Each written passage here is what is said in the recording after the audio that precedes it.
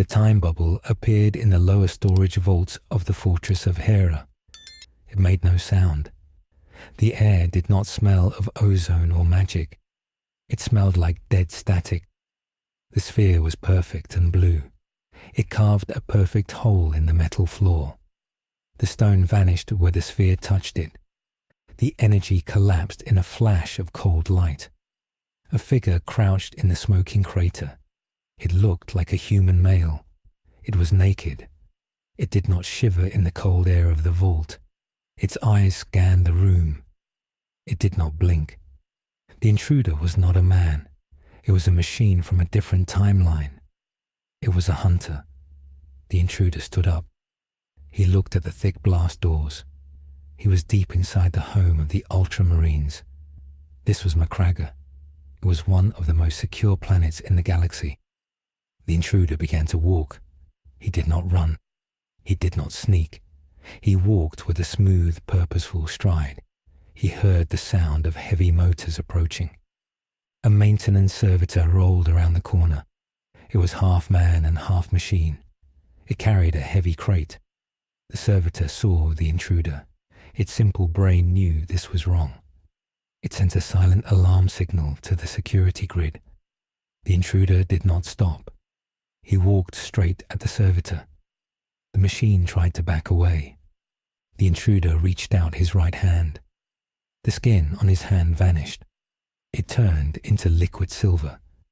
The silver stretched out into a long, thin spike. The spike was sharp as a needle. It punched through the metal skull of the servitor. The machine sparked and died. The intruder pulled his hand back. The silver spike flowed back into the shape of a human hand. The skin color returned. He stepped over the wreckage. 2 Ultramarines ran into the corridor. They were huge warriors in blue power armor. They held bolters in their hands. They saw the dead servitor. They saw the naked man. In the world of Warhammer, soldiers do not ask questions first. They shoot first. The Space Marines raised their guns. They fired explosive bolts. The noise was like thunder in the small hallway. The shells hit the intruder in the chest. Explosions bloomed against his skin. The force threw him backward against the wall. Huge holes opened in his torso. The Space Marines lowered their weapons. They expected the man to fall. They expected blood. There was no blood. The holes in the man's chest shone like liquid mercury. The metal moved on its own. It flowed inward. It filled the gaps. In 2 seconds, the skin was smooth again.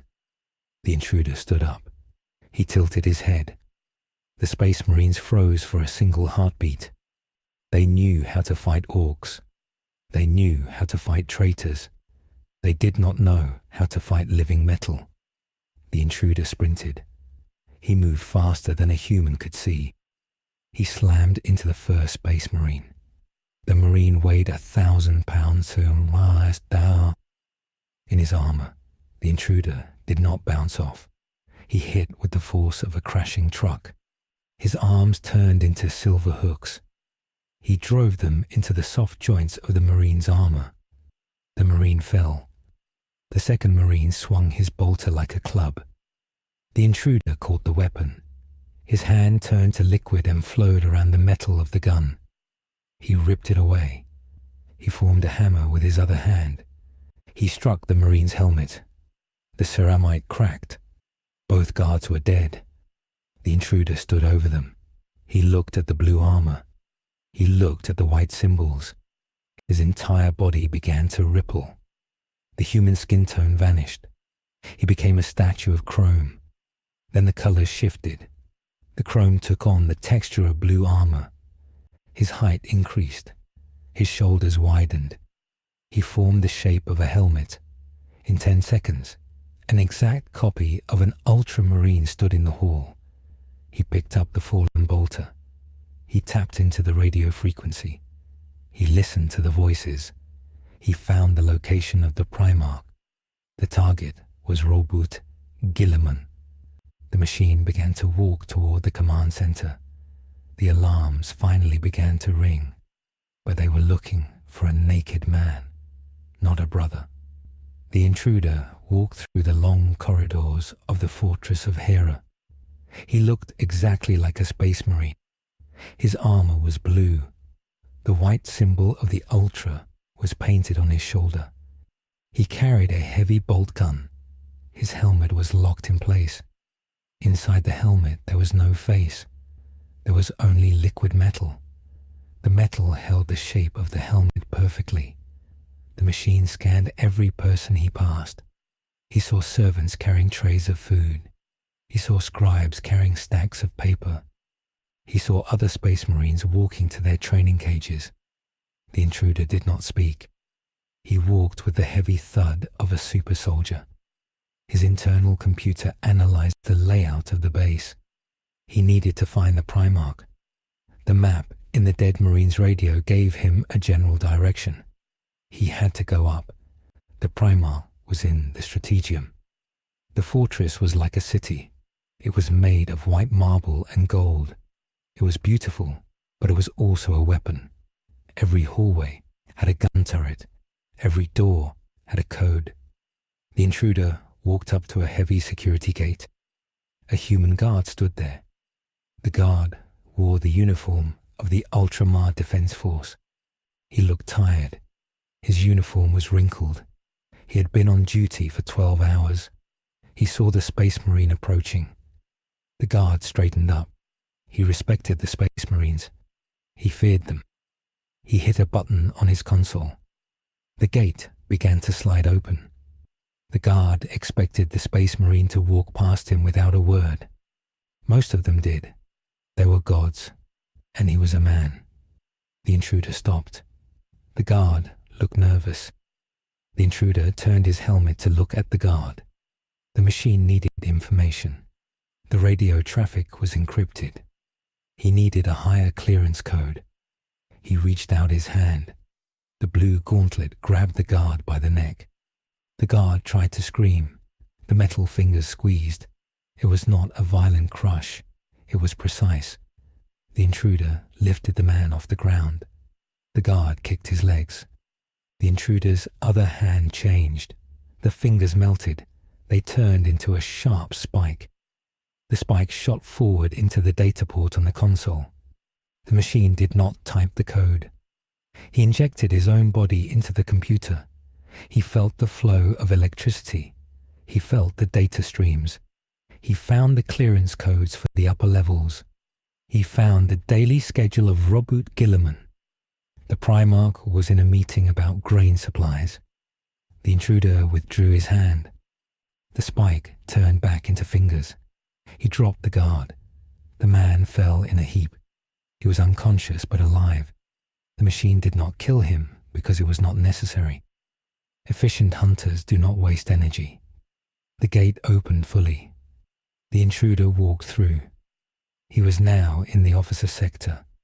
The walls here were covered in banners. The banners listed the names of dead heroes. The intruder did not care about history. He only cared about the target.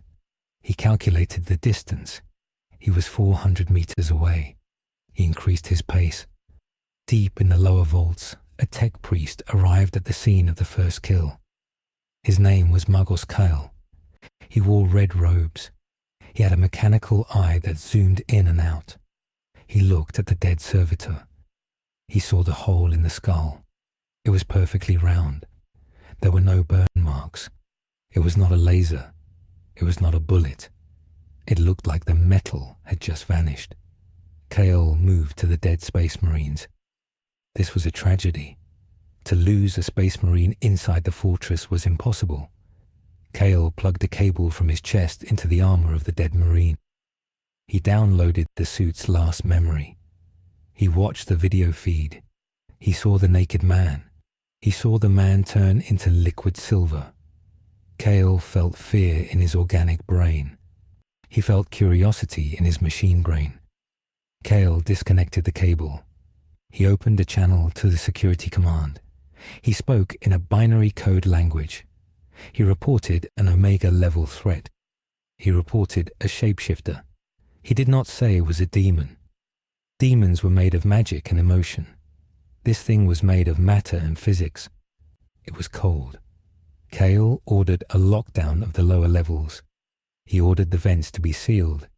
He did not know the intruder was already 3 levels above him.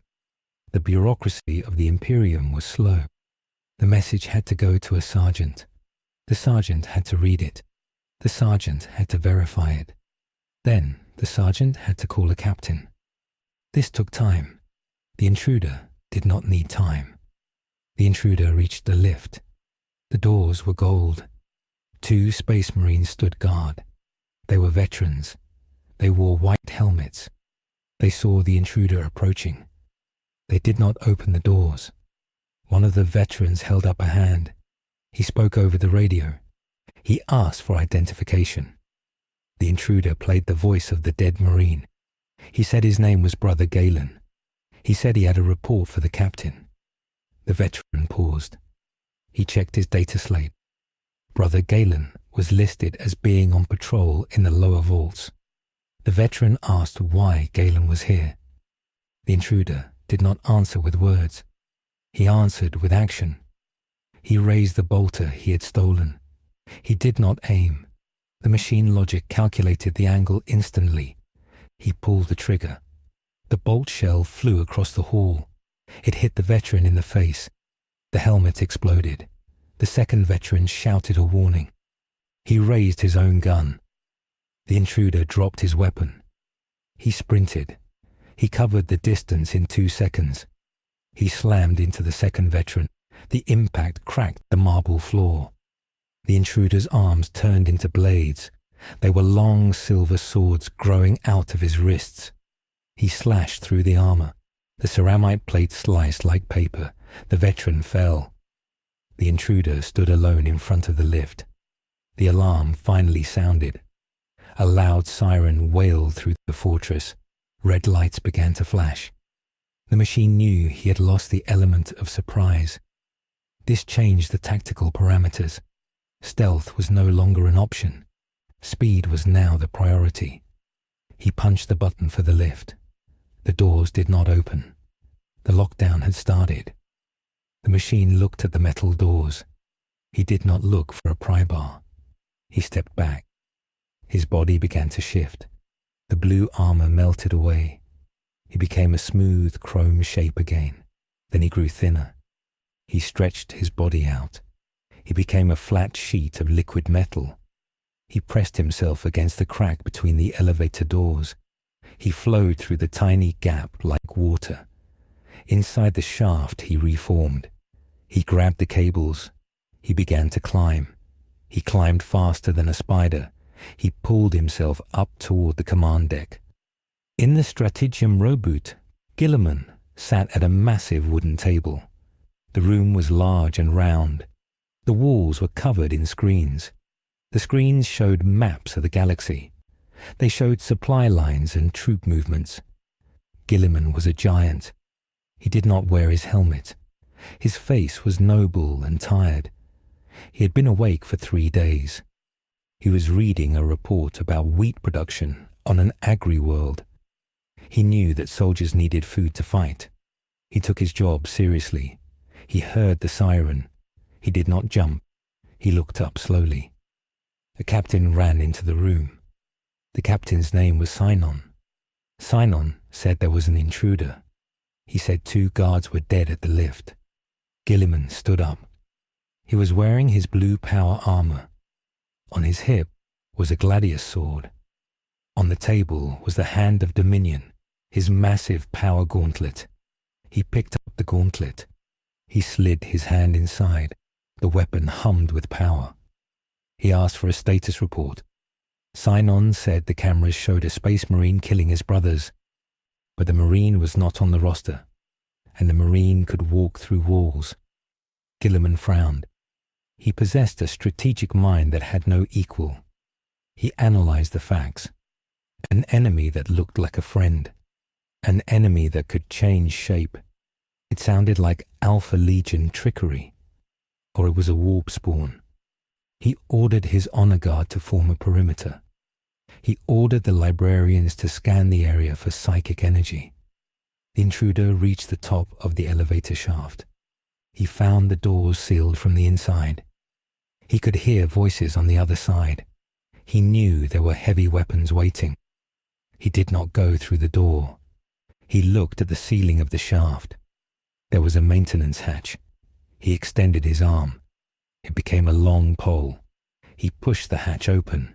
He pulled himself up into the ventilation system. The vents were small. A human could not fit. A space marine certainly could not fit. The T-1000 did not care. He dissolved his structure. He became a long snake of liquid metal. He slithered through the dark tunnels. He moved over the fans. He moved past the filters. He could hear the heartbeats of the men below him. He could smell the oil of their guns. He found a vent grate that looked down into the main hallway outside the Strategium. Below him were 10 space marines. They were the Victrix Guard.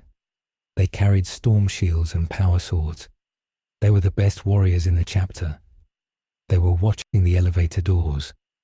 They expected the enemy to come from the front. The machine waited. He reformed his mass. He pulled together on the grate. The metal grate groaned under the weight. The machine turned heavy.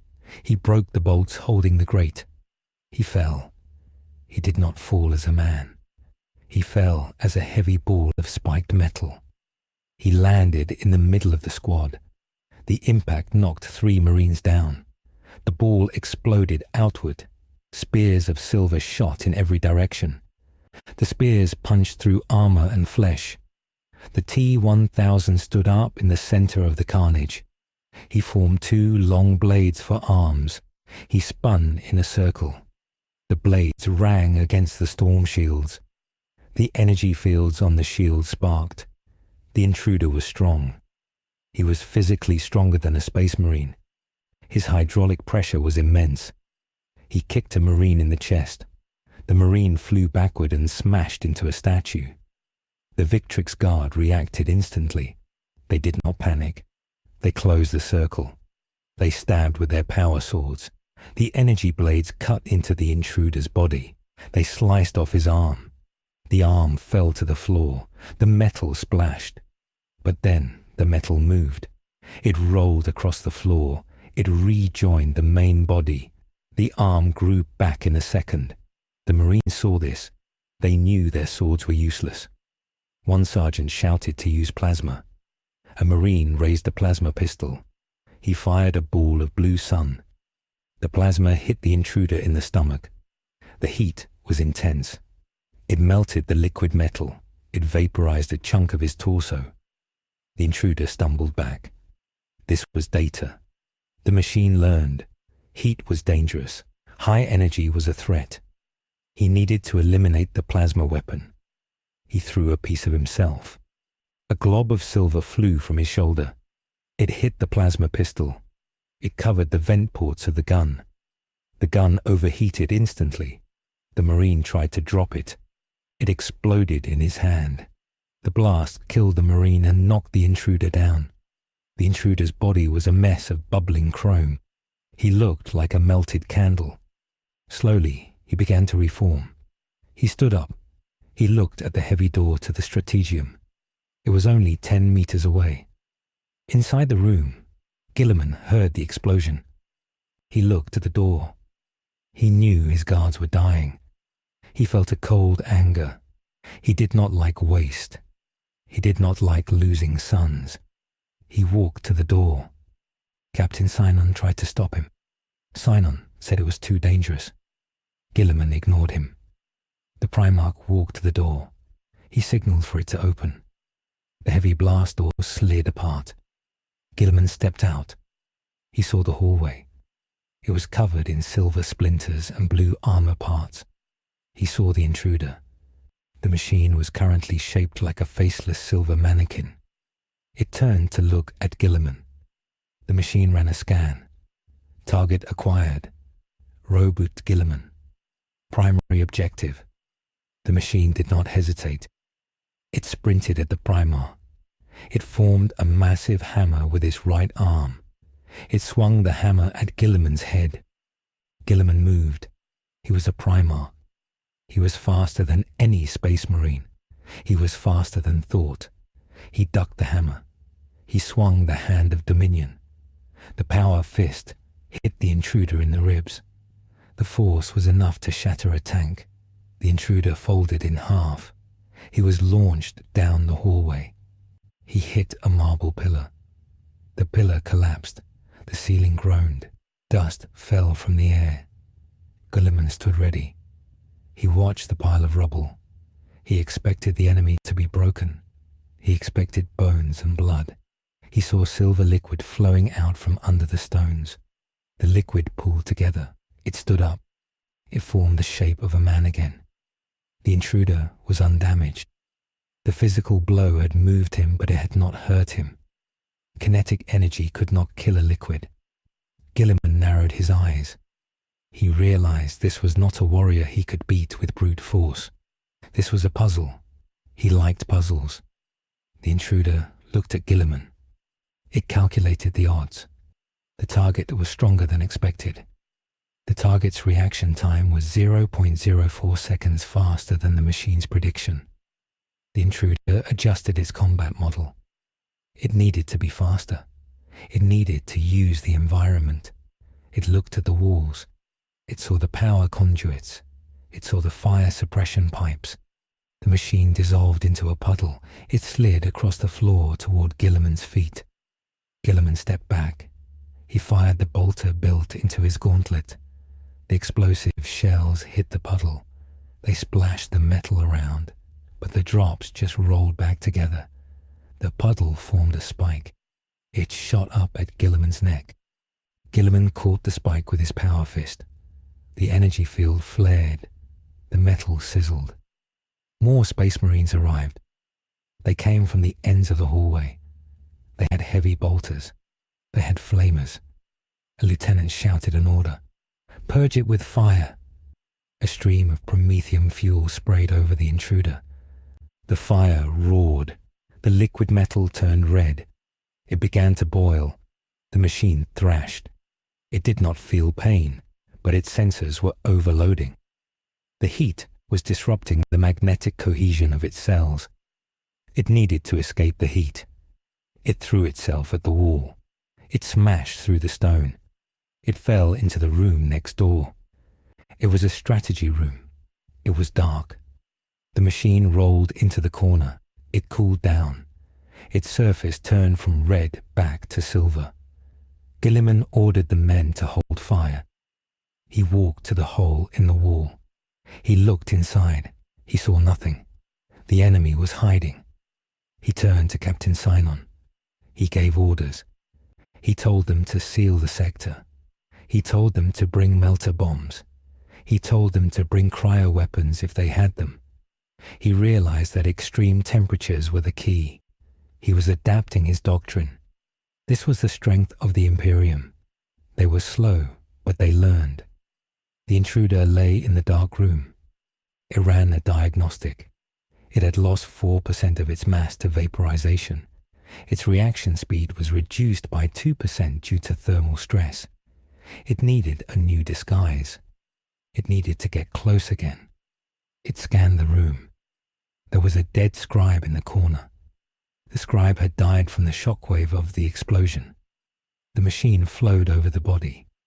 It analyzed the face. It analyzed the bone structure. It shifted. It took on the color of flesh. It grew clothes made of its own body. In 10 seconds, the machine looked like a terrified old man holding a data slate. It sat in the corner and waited. It waited for a Space Marine to come and check the room. It knew that the Space Marines were protectors. They would check for survivors. That was their weakness. Compassion was a tactical error. A squad of Ultramarines entered the room. They had flashlights on their guns. The beams cut through the smoke. They swept the corners. One beam landed on the old man. The scribe was shaking. He looked terrified. The sergeant lowered his weapon. He signaled his men. "Civilian located," he said over the vox. "Secure him and move him to the safe zone." 2 Marines walked over to the scribe. They reached down to help him up. The T-1000 waited until they were touching him. He waited until their hands were on his arms. Then he acted. His arms turned into blades again. He drove them up under the chins of the helmets. The blades went into the brains. The Marines went limp. The intruder threw them aside. He stood up. He was no longer the old scribe. He flowed back into the shape of a space marine. He picked up their bolters. He began to fire at the rest of the squad. The hallway erupted in war. Guilliman heard the screams. He knew he had been tricked. He realized the enemy could look like anyone. This was a psychological weapon. It made him doubt his own senses. It made him doubt his own people. He felt a moment of hesitation. If he could not trust his eyes, how could he command? He shook the thought away. He was a son of the Emperor. He dealt in absolute truths. The truth was that the enemy was in that room. He charged. He ran through the hole in the wall. He saw the silver machine killing his sons. He roared a challenge. The T-1000 turned to face him. The machine had 2 bolters now. It fired both at Guilliman's head. Guilliman didn't dodge. He took the shots on his armor. The iron halo field around him flashed. He closed the distance. He grabbed the machine by the head. He squeezed. The metal skull deformed. It squished like clay. But the machine did not stop. It grew spikes from its chest. The spikes stabbed into Guilliman's armor. They scratched the ceramite. They sought the weak points. This was a stalemate of physics. The Primarch had infinite strength. The machine had infinite durability. They wrestled in the dark room. The walls shook. The floor cracked. The other Space Marines could not shoot. They were afraid of hitting their father. Guilliman realized he could not win this by wrestling. He needed to throw the enemy out. He turned his body. He used the momentum. He hurled the T-1000 toward the window. The window was armored glass. It looked out over the cliff of the fortress. The machine hit the glass. The glass shattered. The intruder flew out into the cold night air. It fell. Guilliman walked to the broken window. He looked down. It was a 1,000-meter drop to the mountain rocks below. He saw the silver shape falling. It did not flail. It fell straight. It disappeared into the fog. Guilliman did not smile. He knew it was not dead. Gravity would not kill it. He turned back to the room. He looked at the dead Marines. He looked at the dead scribe. He tapped his comm bead. "This is Guilliman," he said. His voice was calm but hard like granite. "Full fortress alert. Authorization Vermilion. The enemy is a mimetic construct. Trust no one who is not in your immediate squad. Use flame. Use cold. Do not engage in melee." He paused. He looked at the damage to his own armor. There were deep scratches. The gold was tarnished. "And get me the chief librarian. We are hunting a ghost." The intruder hit the rocks at the bottom of the cliff. The impact was massive.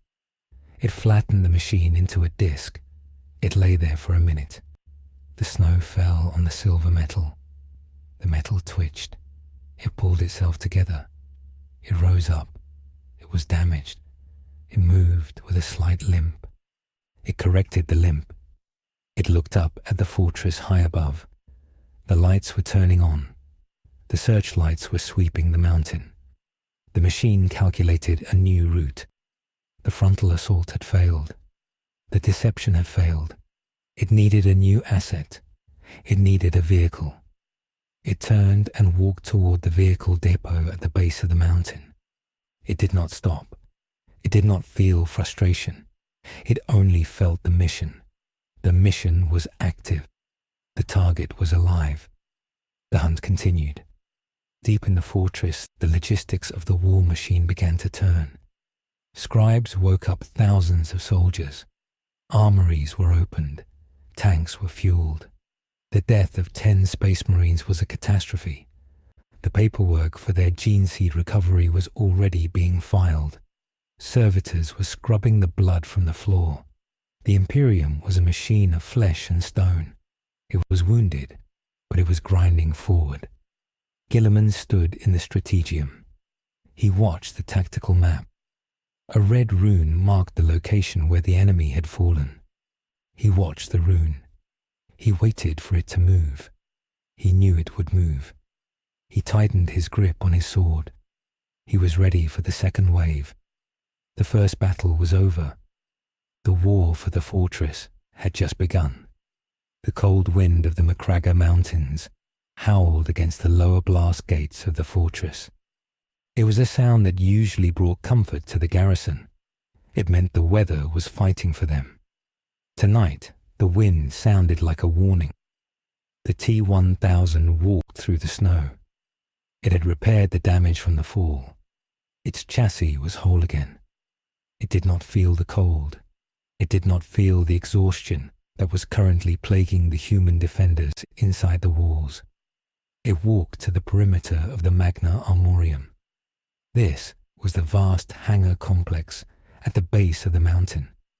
It was where the tanks and transport carriers of the Ultramarines were stored. It was a fortress within a fortress. The machine approached the side entrance. It was a small door used by servitors and waste disposal crews. There was a camera above the door. The T-1000 looked up at the lens. It did not try to hack the signal remotely. It simply projected the face of the shift supervisor it had killed an hour ago. The camera logic reader accepted the face. The door hissed open. The T-1000 stepped inside. The air was warm and smelled of sacred oil and burning incense. The hangar was a cathedral of war. Rows of rhino transports sat in silent prayer. Massive land raiders crouched in the shadows like sleeping beasts. Tech priests in red robes moved between the machines, swinging censers of smoke. They chanted in binary. They were blessing the engines. The intruder walked quietly. It stayed in the shadows of the support pillars. It observed the activity. It saw that the Space Marines here were few. Most of the personnel were chapter serfs and tech marines.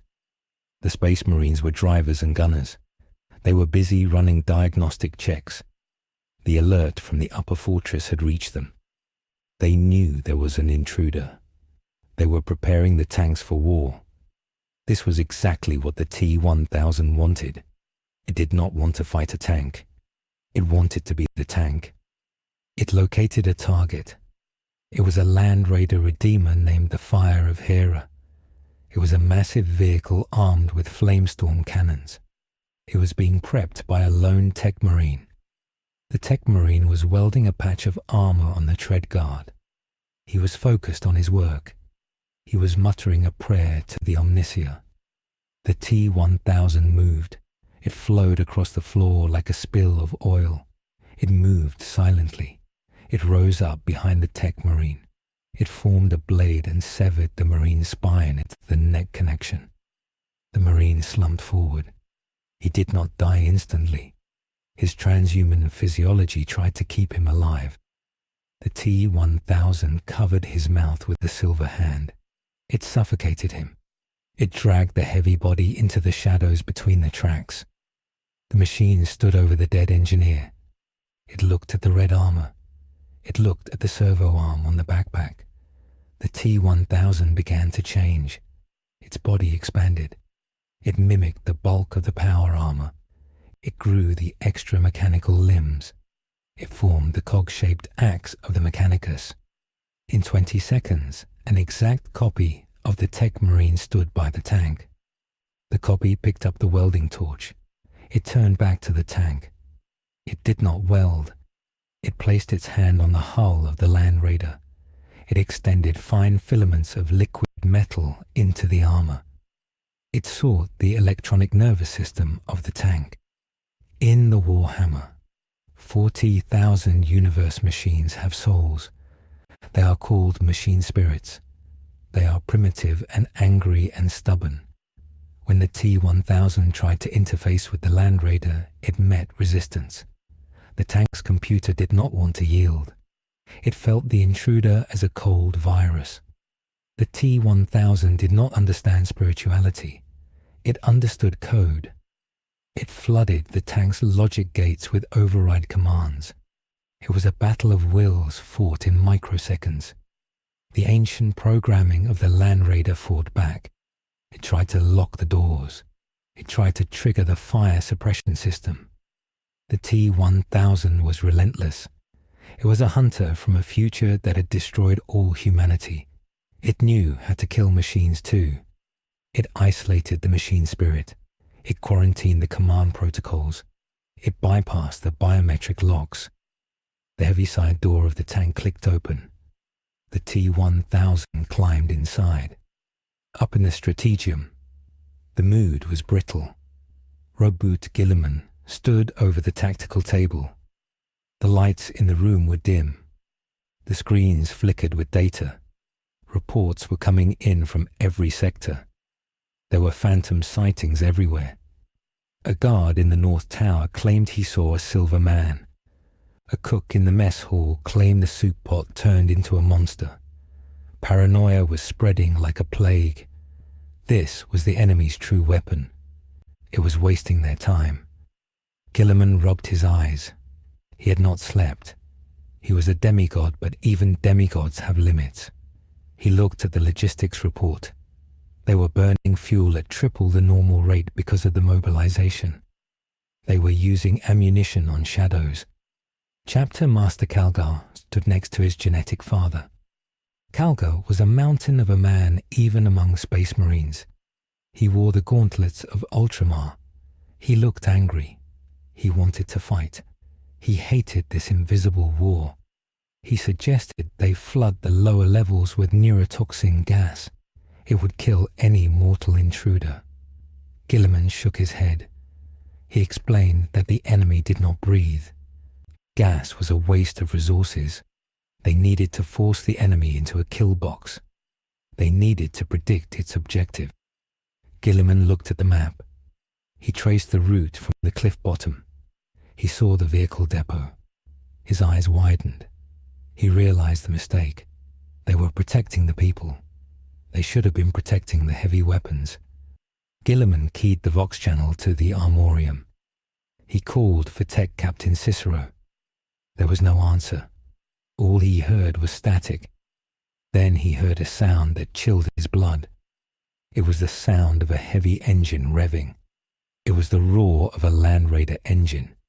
But it sounded wrong. It sounded distorted.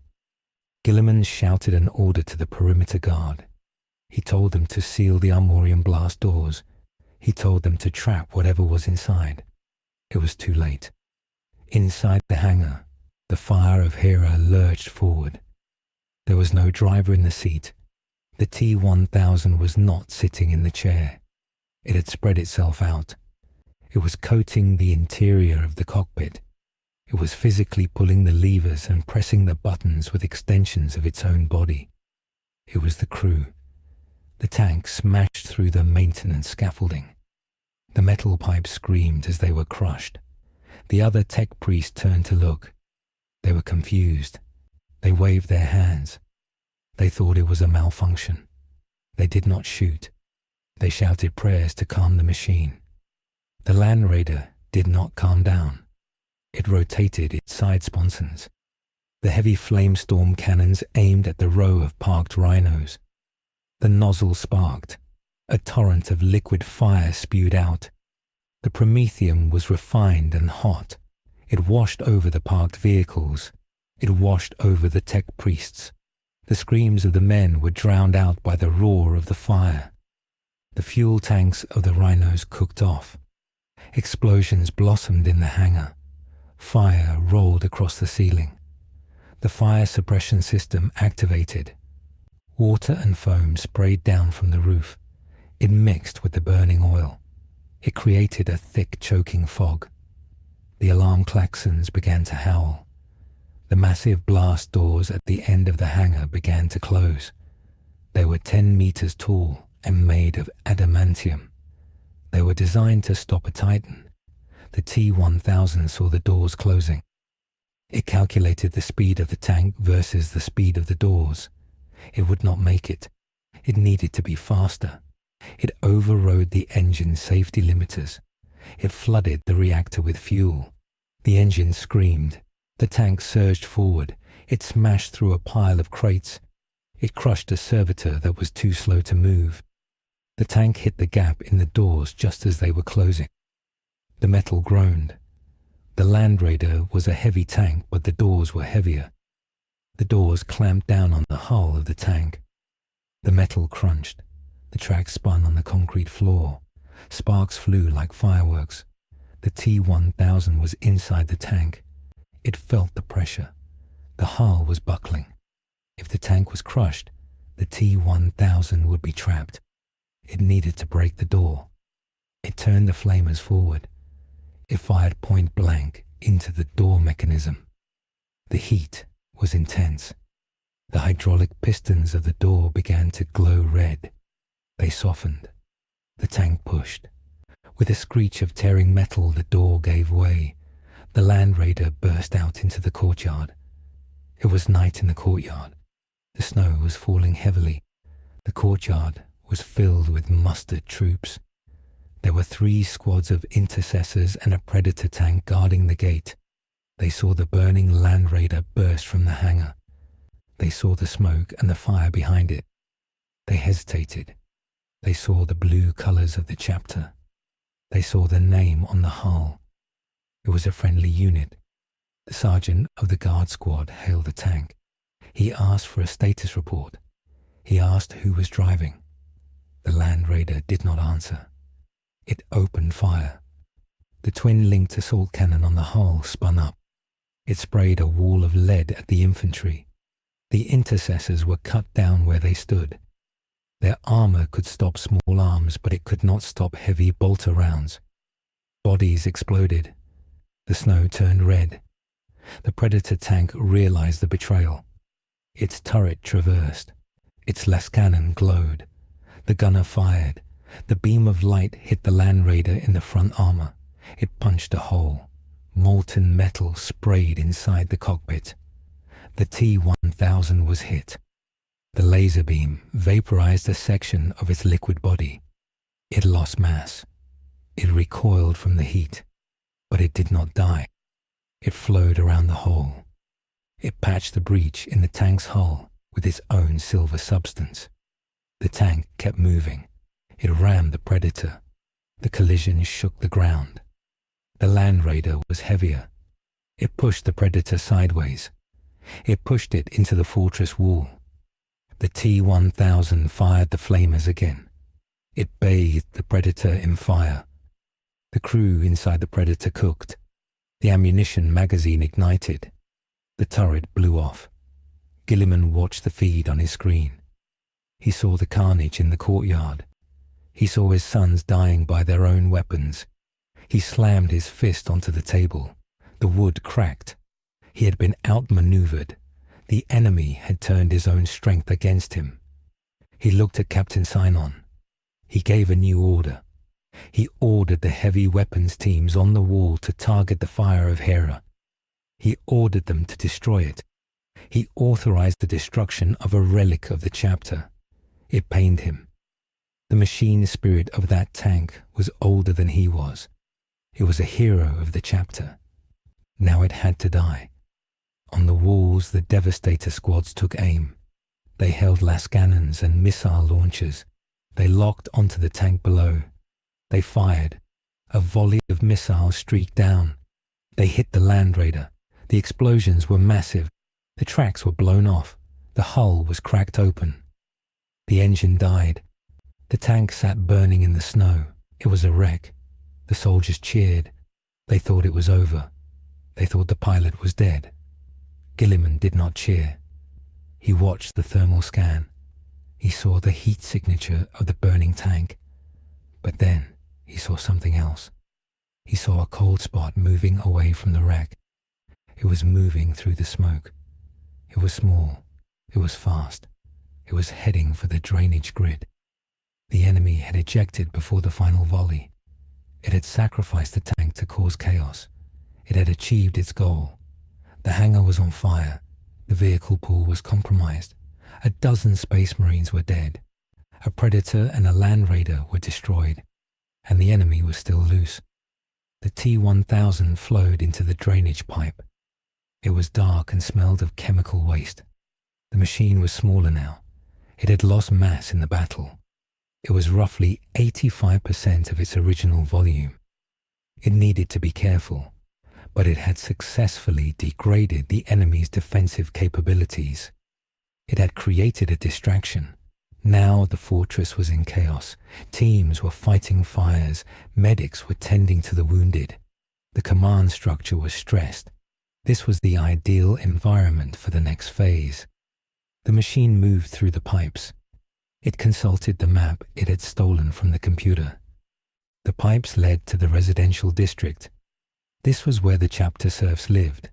It was where the food was stored. It was where the water filtration plant was located. The machine analyzed the options.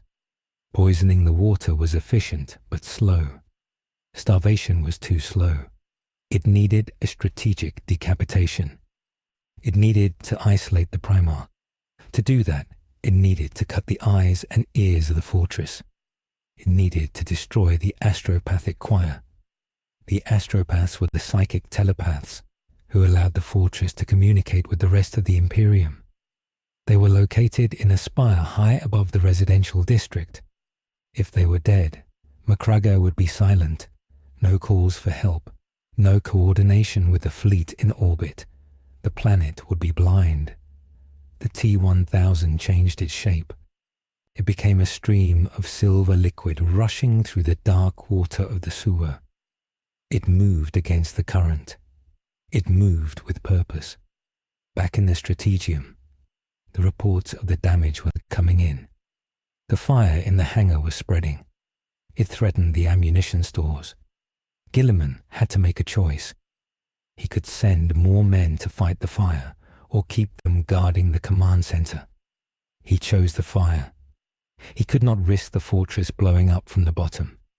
He sent 2 companies of reserves to the hangar. This left the upper spires thinly defended. He knew he was being manipulated. He knew the enemy was forcing him to move his pieces, but he had to react.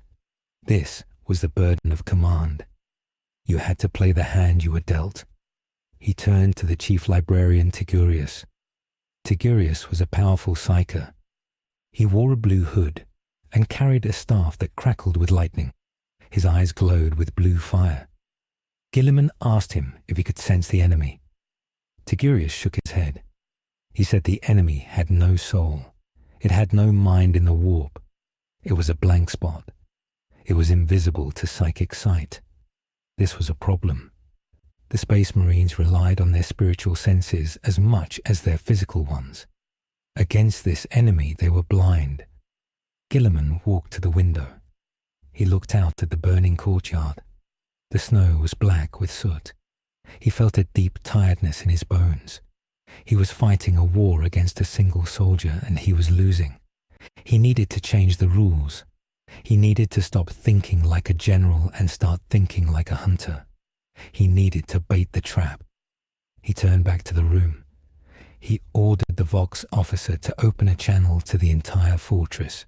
He picked up the microphone. "This is the Primarch," he said. His voice boomed from every speaker in the mountain. "The enemy is listening.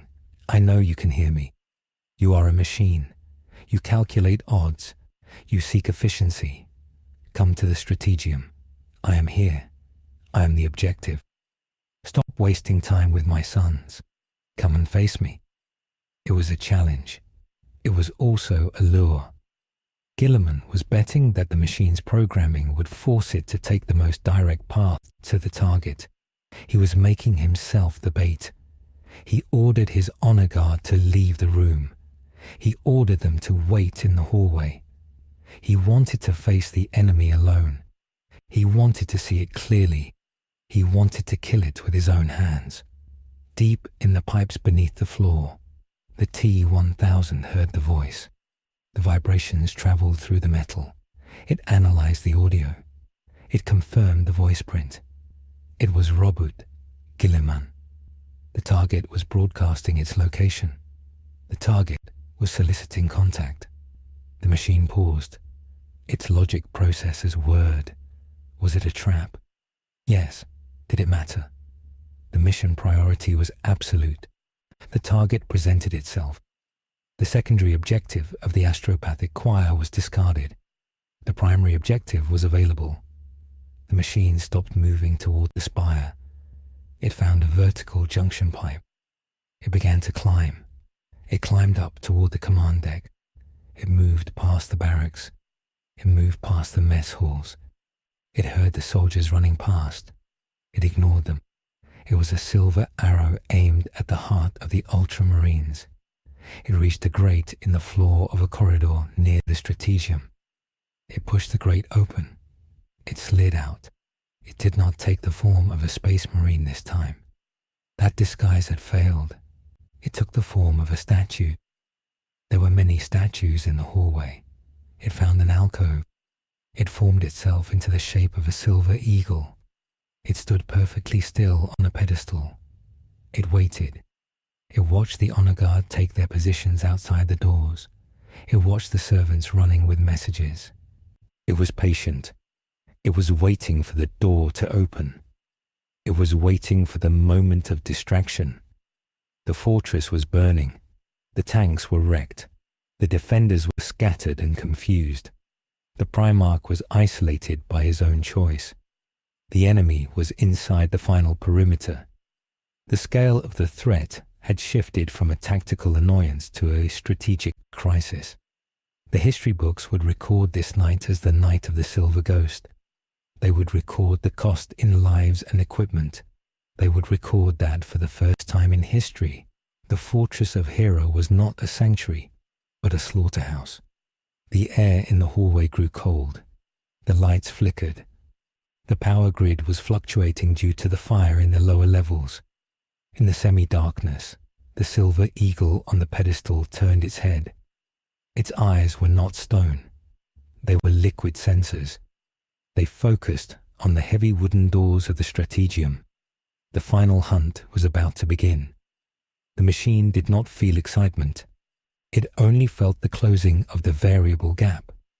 The distance to target was now 0. The probability of success was calculated at 60%. This was acceptable. The machine began to melt. It flowed down from the pedestal. It became a shadow on the floor. It slid toward the crack under the door. The catastrophe was over. The execution was next. The liquid metal shadow slipped under the heavy blast doors of the strategium. It moved without a sound. Inside the room, Roboute Guilliman stood alone. He held his power sword in his right hand.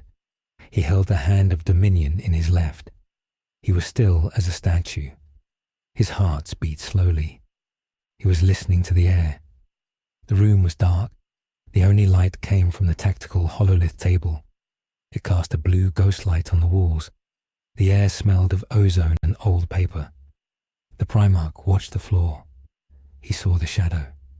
It did not look like a shadow cast by light. It looked like a stain that was moving. The stain pooled in the center of the room. It rose up. It defied gravity.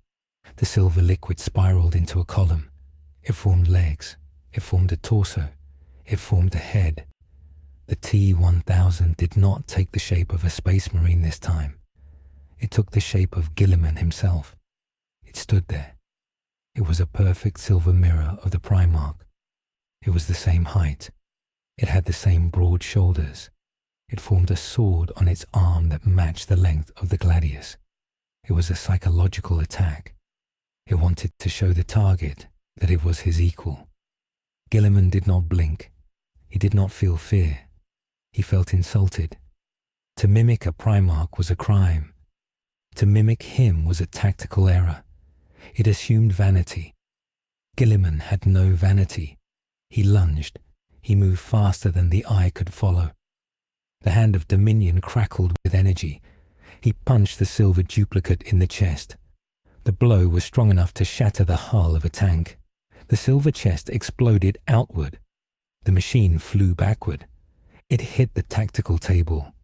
The table sparked and died. The map of the galaxy vanished. Glass rained on the floor. The T-1000 lay in the wreckage of the table. Its chest was a hollow ring. The metal was already flowing back to fill the hole. It looked at Guilliman. It analyzed the force of the blow. The kinetic energy was off the charts. Close quarters combat was inefficient. The probability of sustaining critical mass loss was 90%. The machine changed tactics. It did not stand up. It melted. It flowed into the broken electronics of the tactical table. The table was hardwired into the fortress mainframe. It was connected to the orbital defense grid. It was connected to the reactor regulation systems. Guilliman saw the metal seep into the floor. He saw the lights on the consoles turn red. He realized the trap. He had invited the enemy into the brain of the fortress. He shouted a command to the machine spirit of the room. He tried to initiate a manual override. It was too late. The T-1000 was inside the wires. It was not hacking with code. It was using its own conductive body to breach circuits. It was rewriting the hardware physically. It sent a signal to the orbital defense platforms. High above the planet, the defense stations received a new order. The order was authenticated with Guilliman's own command codes, which the machine had stolen. The order said that the fortress was compromised by demons. The order said to target the fortress with orbital lances. The order was absolute. The gunnery crews in space hesitated. They checked the coordinates. It was their own home. But the code was from the Primarch. In the Imperium, you do not question the Primarch. The huge lance batteries began to turn. They aimed down at the mountain. Inside the room, the screens flashed with warnings. Orbital strike imminent. T-3 minutes. Guilliman saw the countdown. He realized the creature was willing to destroy the entire mountain to kill him. It was a suicide move. It was pure logic. If the mountain was vaporized, the target died. The machine did not care if it died too. Guilliman had to stop the signal. He looked at the main data trunk in the corner of the room. It was a thick bundle of cables running into the wall. He ran to it. He did not try to type a code. He used his power sword. He slashed the cables. Sparks showered him like rain. He cut the hardline connection to the fleet. The screens flickered and died. The countdown stopped.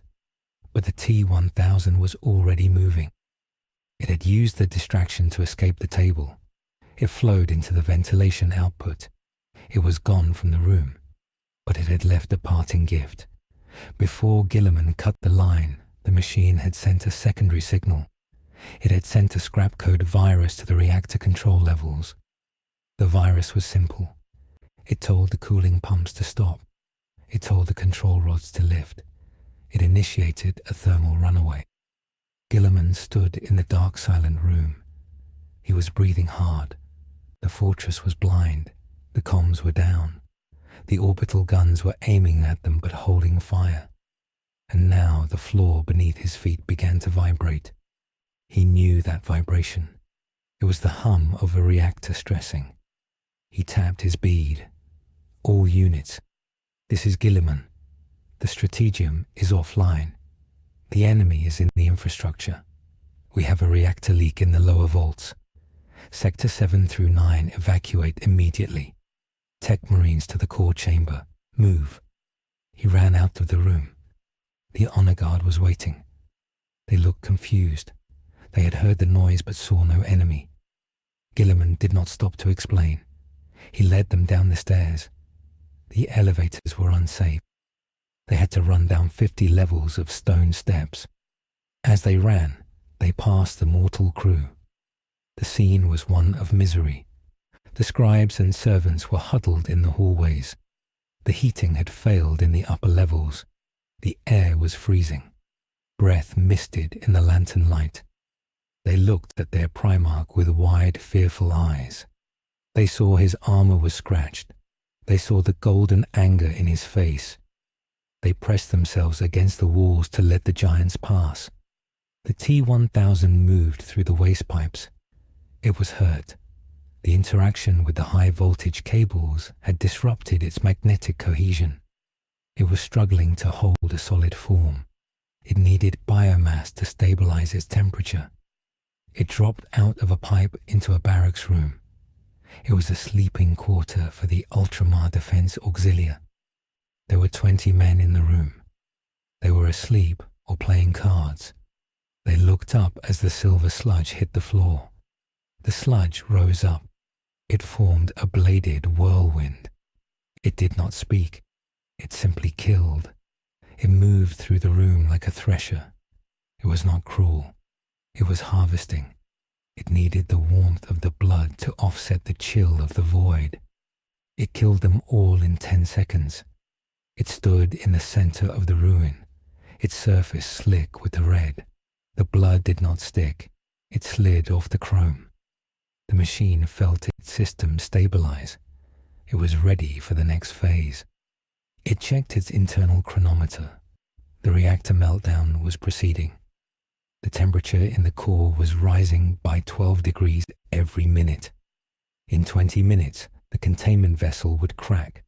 The explosion would be in the gigaton range. It would vaporize the fortress and the city of Macragge below. The mission would be accomplished, but the machine calculated a variable. The Space Marines were resourceful. They would try to cool the core. They would sacrifice themselves to manually lower the rods. The machine had to prevent this. It had to guard the bomb it had created. It left the barracks. It walked into the main lift shaft for the reactor level. It did not climb this time. It jumped. It fell 50 stories in freefall. It smashed into the roof of the elevator car at the bottom. It tore through the metal roof. It killed the 2 servitors inside. It stepped out into the reactor chamber. The reactor chamber was a vast cavern carved into the root of the mountain. In the center was the core. It was a towering cylinder of glowing blue glass and black iron. Thick pipes pulsed with coolant. The air was hot and tasted of copper. The radiation levels were high. A normal human would die here in minutes. Tech priests moved around the walkways. They were panicking. Their mechadendrites were flailing. They were trying to reconnect the cooling pumps. The manual wheels were rusted shut. They had relied on the computer for too long. The T-1000 walked onto the main gantry. It looked like a Space Marine again. It had taken the form of a sergeant with a red helmet. It walked up to the lead tech priest. The priest turned. "Praise the Omnissiah. Brother Sergeant, you must help us turn the valve. The servo motors are dead." The T-1000 nodded. It grabbed the valve wheel. The priest smiled. The T-1000 ripped the wheel off the pipe. It bent the metal shaft. It broke the mechanism. The steam vented with a scream. The priest stared in horror. "What are you doing? You doom us all." The T-1000 grabbed the priest. It threw him over the railing. He fell into the coolant pool below. He boiled instantly. The other tech priests saw this. They pulled out their stub guns and wrenches. They charged. The T-1000 did not use a gun. It turned its arms into long silver whips. It lashed out. The whips cut through robes and bionics. It cleared the gantry. It stood alone in front of the core. It turned its back to the heat. It waited for the real threat. Guilliman arrived 5 minutes later. He burst through the blast doors at the top of the chamber. He had 50 Space Marines with him. He saw the bodies on the walkways. He saw the silver figure standing by the controls. He saw the steam venting. The radiation alarms were screaming. The air was shimmering with heat. Guilliman knew he could not just charge. The bridge was narrow. The enemy would knock them off one by one. And time was the enemy. The core was glowing white. "Open fire," Guilliman ordered. "Bolters only. Do not hit the glass. The Space Marines formed a firing line. 50 bolters roared. The explosive shells flew across the chamber. They hit the T-1000. The explosions ripped its body apart. Huge chunks of silver flew into the air. The machine was blown backward against the control panel. It looked like it was destroyed. But the pieces did not stay down. They crawled. They slithered back together. The machine stood up. It was smaller now, but denser. It formed a shield with its left arm. It angled the shield to deflect the bolts. It began to walk forward across the bridge. It was coming to meet them. Suddenly, a voice cut through the vox. "Hold fire. You are damaging the holy instrument." It was Magos Kyle. The senior tech priest of the fortress had arrived from a side entrance. He was surrounded by his Skitarii bodyguard. These were cybernetic soldiers with radium carbines. Kyle looked at the T-1000. He did not see a monster. He saw a miracle. He saw a machine that could heal itself. He saw the Omnissiah's perfection. This was archaeotech from the dark age of technology. It was priceless. It could save the Imperium. If he could study it, he could learn how to make ships that healed. He could make armor that never broke. "Do not destroy it," Kale shouted. He overrode the door controls. He sealed the door behind Guilliman, so no more reinforcements could enter. He marched his Skitarii onto the lower walkway. "Capture it. Use the stasis projectors." Guilliman looked down. He was furious. "Magos, stand down. That is an enemy combatant. It is trying to nuke the planet." "It is a messenger from the machine god," Kale replied. His logic was twisted by greed and dogma. "We must bind it." The Skitarii fired. They did not fire bullets. They fired nets made of electrified wire. They threw stasis grenades that created bubbles of slow time. The T-1000 saw the new threat. It analyzed the weapons. Electricity was bad. Stasis was worse. If it was frozen, it could not complete the mission. It ignored the Space Marines. It jumped over the railing. It landed on the lower walkway among the Skitarii. It was a slaughter. The T-1000 moved like liquid death. It flowed under the shields of the cyborgs. It turned its hands into hammers. It smashed skulls and gears. But the Skitarii were fearless. They piled onto the machine. They used magnetic clamps. They tried to pin it down. The Magos chanted a code of binding. He held up a data spike. He wanted to plug it into the machine. The chaos in the reactor room was total. The Space Marines were shooting at the T-1000, but hitting the Skitarii. The Skitarii were shooting at the T-1000, but hitting the cooling pipes. Steam filled the air. The radiation counter hit the red zone.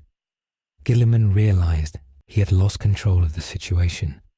The Mechanicus had turned a battle into a farce. He had to end it. He jumped. He leapt from the high gantry. He fell 30 meters. He landed on the lower platform. The impact shook the structure. He stood up and engaged the T-1000. The machine was grappling with 3 Skitarii. It saw the Primarch. It threw the cyborgs at him. Guilliman swatted them aside. He grabbed the T-1000 by the throat. He lifted it up. "You will not destroy my home," Guilliman growled. The T-1000's face remained blank. "Home is irrelevant," it said. It was the first time it had spoken. Its voice sounded like grinding metal. "Mission is absolute." The T-1000 turned its chest into spikes. They shot out. They drove into Guilliman's armor. They pierced the soft seal at the neck. Blood flowed. Guilliman grunted. He did not let go. He squeezed. He wanted to crush the processing unit, but the metal just flowed around his fingers. The Magos Karl ran forward. "Stop! You are breaking it." The Magos tried to grab Guilliman's arm. Guilliman shoved the priest away. "It is a bomb, you fool." The T-1000 used the distraction. It shifted its mass. It became heavy. It dragged Guilliman down.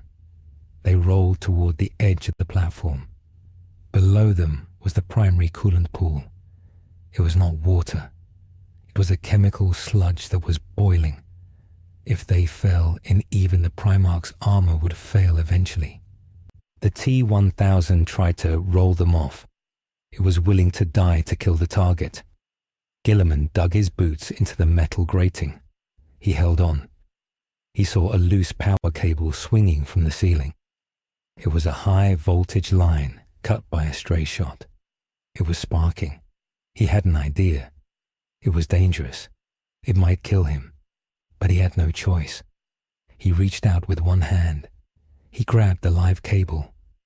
The voltage surged through his armor. His system screamed. He channeled the power into his gauntlet. He grabbed the T-1000. He discharged the electricity directly into the liquid metal. The effect was catastrophic. The T-1000 shrieked. It was a digital scream. The electricity scrambled its magnetic cohesion. The liquid metal lost its bond. It exploded. It did not explode like a bomb. It splashed. It turned into 1,000 silver droplets. The droplets flew everywhere. They hit the walls. They hit the floor. They hit the Magos. The intelligence of the machine was shattered. It was no longer one mind. It was 1,000 confused fragments. Guilliman fell back. Smoke rose from his armor. He was alive. He looked at the silver puddles. They were twitching. They were trying to move back together. But they were slow. The shock had stunned them. "Containment," Guilliman roared. "Get the cryotanks. Freeze every drop. If a single drop escapes, we are dead." The surviving tech priests scrambled. The threat of the Primarch was greater than their greed now. They brought liquid nitrogen sprayers. They sprayed the silver puddles. The metal froze. It turned grey and brittle. They shoveled the frozen pieces into reinforced canisters. They sealed the lids. But the battle had a cost. A stray bolt shell during the fight had hit the main glass containment of the reactor core. A crack appeared. A thin beam of blue light shot out. It hit the far wall. The wall melted. The crack grew. The reactor was not stabilizing. It was going critical. The virus the T-1000 planted had done its work. The cooling system was dead. Guilliman looked at the core. The light was blinding. He looked at Magos Kyle. The Magos was holding his side. He was bleeding oil. "Can you fix it?" Guilliman asked. The Magos looked at the readout. He shook his head. "The logic is corrupted. The spirit is angry. It is in a feedback loop. It will detonate in 4 minutes." Guilliman looked at his men. He looked at the frozen canisters of the enemy. He had won the fight, but he was about to lose the war. He had to make a choice that would echo for centuries. He could not save the reactor. He could only mitigate the damage. "Jettison the core," Guilliman said. "My lord," the Magos gasped. "If we jettison the core, the fortress loses all power. The void shields will fall. The orbital guns will stop. We will be defenseless against the fleet. We will freeze in the dark. If we don't," Guilliman said, "there will be no fortress left to defend. Do it." The Magos typed the command. He wept as he did it. The floor of the chamber opened. The massive glowing cylinder of the core was decoupled. It fell. It fell down a shaft that went 5 miles deep into the crust of the planet. It was designed as a last resort. Guilliman watched it fall. He counted to 10. The ground heaved. A dull boom echoed from deep below. The mountain shook. Dust fell from the ceiling. The lights in the room flickered and died. Total darkness swallowed them. The hum of the power stopped. The air circulation fan stopped. The silence was heavy. Then the emergency chemical lights cracked on. They cast a sickly green glow. The temperature began to drop immediately. The heat of the core was gone. The heart of the fortress had been cut out. Guilliman stood in the green light. He was battered. His armor was scarred. He held his side where the spike had pierced him. He looked at the canisters. The enemy was in there. It was broken, but not dead. And now his home was broken too. He walked to the comms panel. It was running on battery backup. "This is Guilliman. The threat is contained. The reactor is gone. We are on emergency power. All non-essential personnel are to huddle in the central halls for warmth. Ration water and food. We are in survival mode." He looked at the Magos. "Take those canisters to the deepest vault. Put them in a stasis field. Weld the door shut. And put a sign on the door. Here lies the Silver Death. No one opens it. Ever." The strategic chain reaction had succeeded. The T-1000 had failed to kill the man, but it had killed the city. Macragge was dark. The winter was coming in. The resource war had begun. The victory felt like ashes in Guilliman's mouth. He sat on a crate. He took off his helmet. His face was grey with fatigue. He watched his breath mist in the freezing air. He wondered if the enemy had sent only one. The darkness inside the fortress of Hera was not merely the absence of light. It was a physical weight. The loss of the main reactor had plunged the headquarters of the Ultramarines into a freezing gloom. The environmental systems were dead. The air scrubbers were silent. The temperature plummeted to match the frozen peaks of the mountains outside. Inside the great halls, breath turned to ice crystals. The condensation on the marble walls froze into sheets of white rime. The fortress, once a beacon of civilization, was now a tomb. Roboute Guilliman sat in the flickering light of a chemical lantern. He was in the central supply depot. This was the warmest room, because it was crowded with 3,000 humans. They were the scribes, cooks, cleaners, and serfs of the chapter. They huddled together under wool blankets.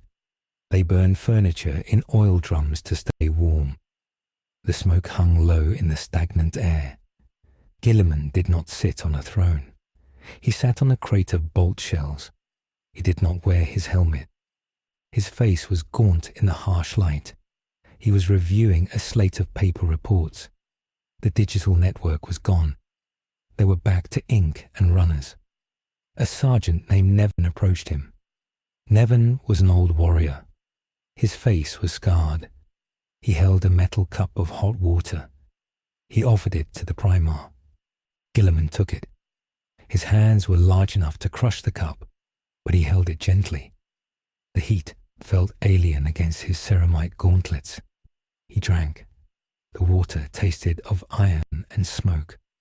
It was the best thing he had tasted in days. Nevin reported that the ration packs were freezing solid. They had to be thawed with body heat before they could be eaten. The water pipes in the lower districts had burst. They were melting snow for drinking water. This was the reality of the war. It was not glory. It was logistics and endurance. Guilliman looked at the sergeant. He asked about the morale. Nevin hesitated. He said the mortals were afraid. They whispered that the Emperor had turned his face away. They whispered about the Silver Ghost. They said it was a demon that ate light. Guilliman nodded. He understood fear. It was a variable. He told Nevin to double the guard on the civilian sector. He told him to have the chaplains walk among the people and sing the hymns of endurance. The voice of a space marine could lend strength to a failing heart. Deep in the secure vaults beneath the supply depot, the air was even colder. This was where the dangerous things were kept.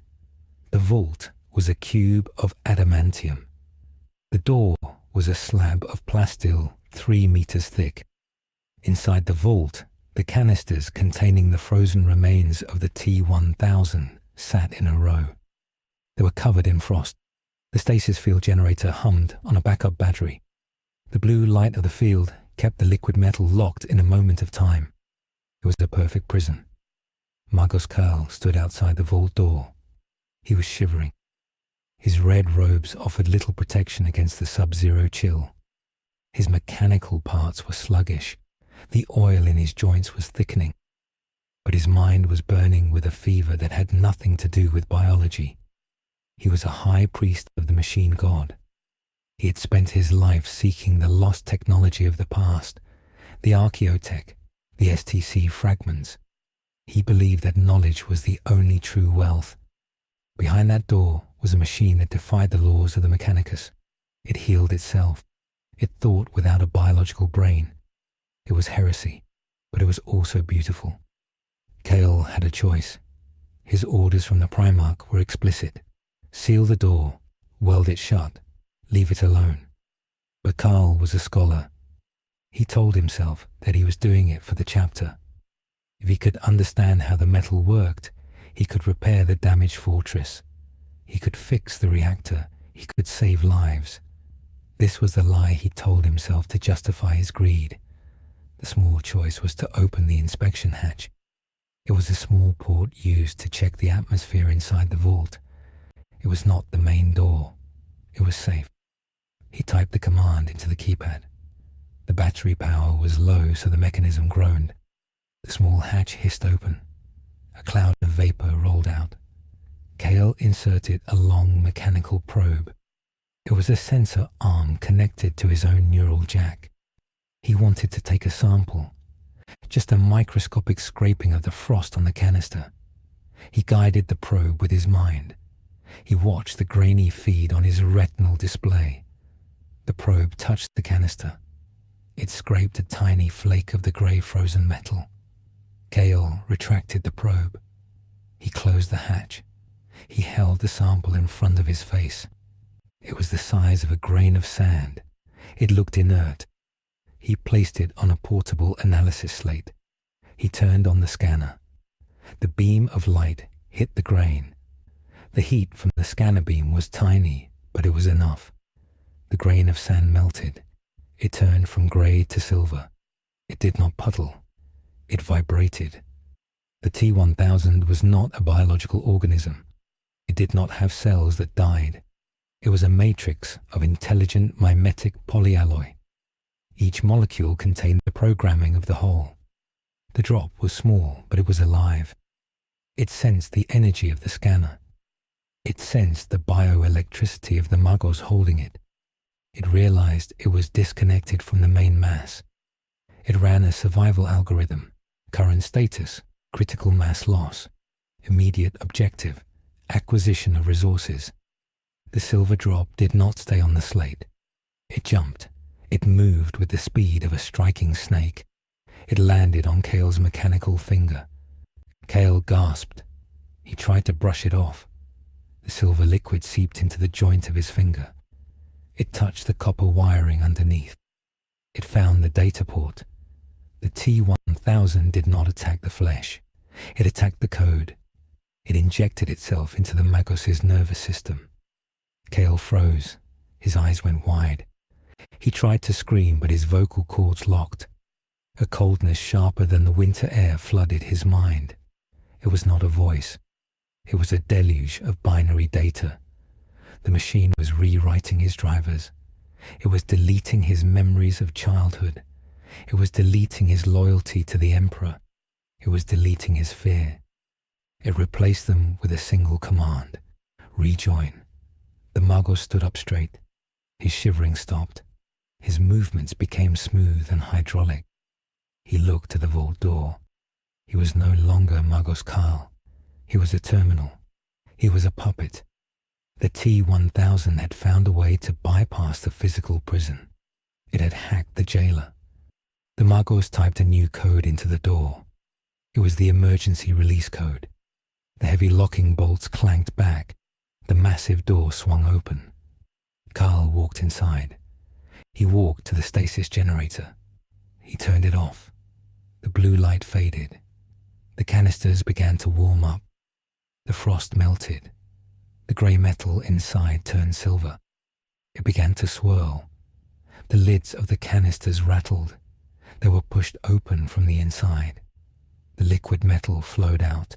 It pooled on the floor. It gathered around the feet of the Magos. It did not form a man. It formed a thick cable that connected to the Magos' spine. The main mass uploaded its consciousness into the brain of the tech priest. It learned everything Kale knew. It learned the layout of the emergency grid. It learned the codes for the armory. It learned about the library. The T-1000 realized that a physical fight with Guilliman was inefficient. The Primarch was too strong. The T-1000 needed a force multiplier. It accessed Kale's memory of the Castellan. In the heavy support bay, there were 3 Castellan battle automata. They were ancient robots used by the Mechanicus. They were 10 feet tall, heavily armored, and armed with phosphor cannons. They were currently deactivated to save power. The T-1000 formulated a plan. It would not just be a soldier. It would be a general. The liquid metal detached from Kale. It split into 3 streams. The streams moved fast. They left the vault. Kale walked with them. He was the escort. They moved through the dark service tunnels. They avoided the patrols. They reached the support bay. The robots stood in the dark like iron giants. They were lifeless shells. The T-1000 streams slithered up the legs of the robots. They entered the chassis through the exhaust ports. They wrapped around the cortex controllers. The robots' eyes flickered.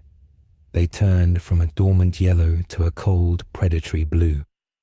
The T-1000 was now 3 giant robots and 1 tech priest. It had firepower, it had armor, but it had a new strategic goal. It had learned from Kale's mind that the Ultramarines kept a gene seed vault. This was the genetic future of the chapter. If destroyed, the chapter would slowly die out. It was a long-term victory. The machine logic preferred long-term certainty over short-term chaos. The target was updated. The group moved out. Up in the supply depot, Guilliman felt a tremor in the floor. It was subtle. Most men would have missed it. But he was a Primarch. He felt the vibration of heavy footsteps, rhythmic, metallic, heavy. He looked at Sergeant Nevin. He asked if there were any dreadnoughts active in the lower levels. Nevin shook his head. The dreadnoughts were in sleep mode to conserve their reactors. Guilliman stood up. He grabbed the hand of Dominion. He grabbed his helmet. "Something is walking downstairs," Guilliman said. "Something heavy. Squad Nevin with me. The rest of you, hold the perimeter."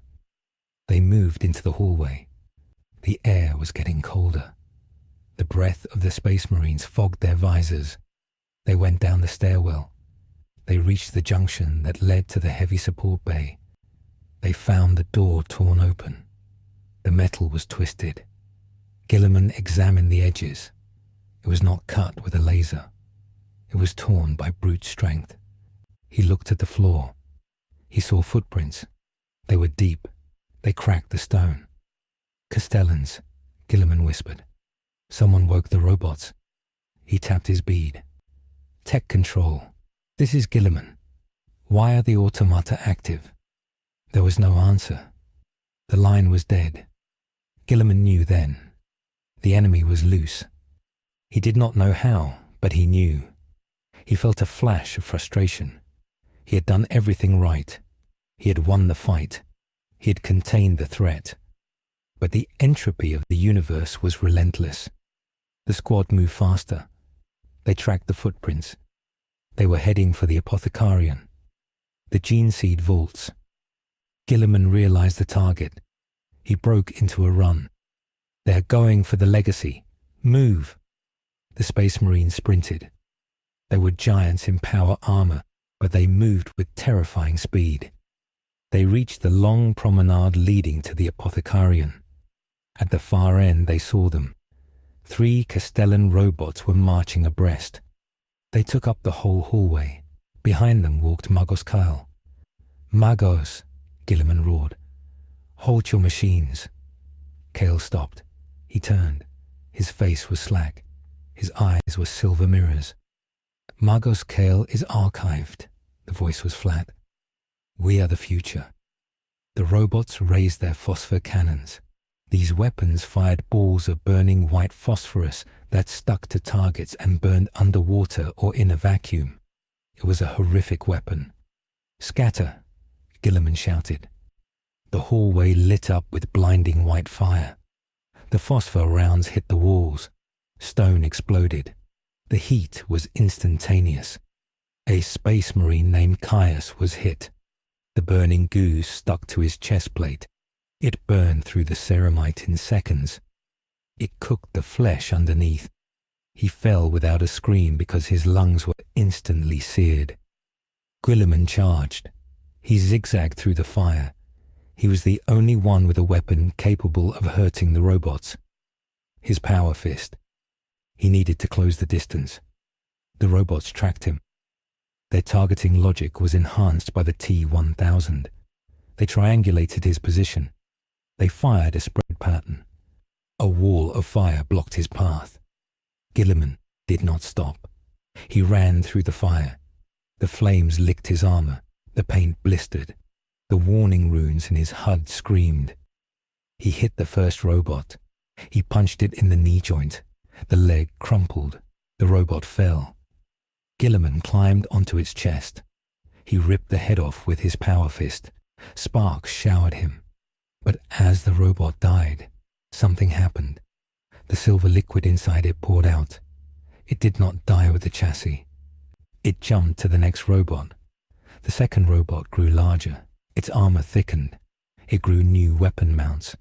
The mass of the T-1000 was concentrating. The T-1000 had learned a new trick. It was using the robots as raw material.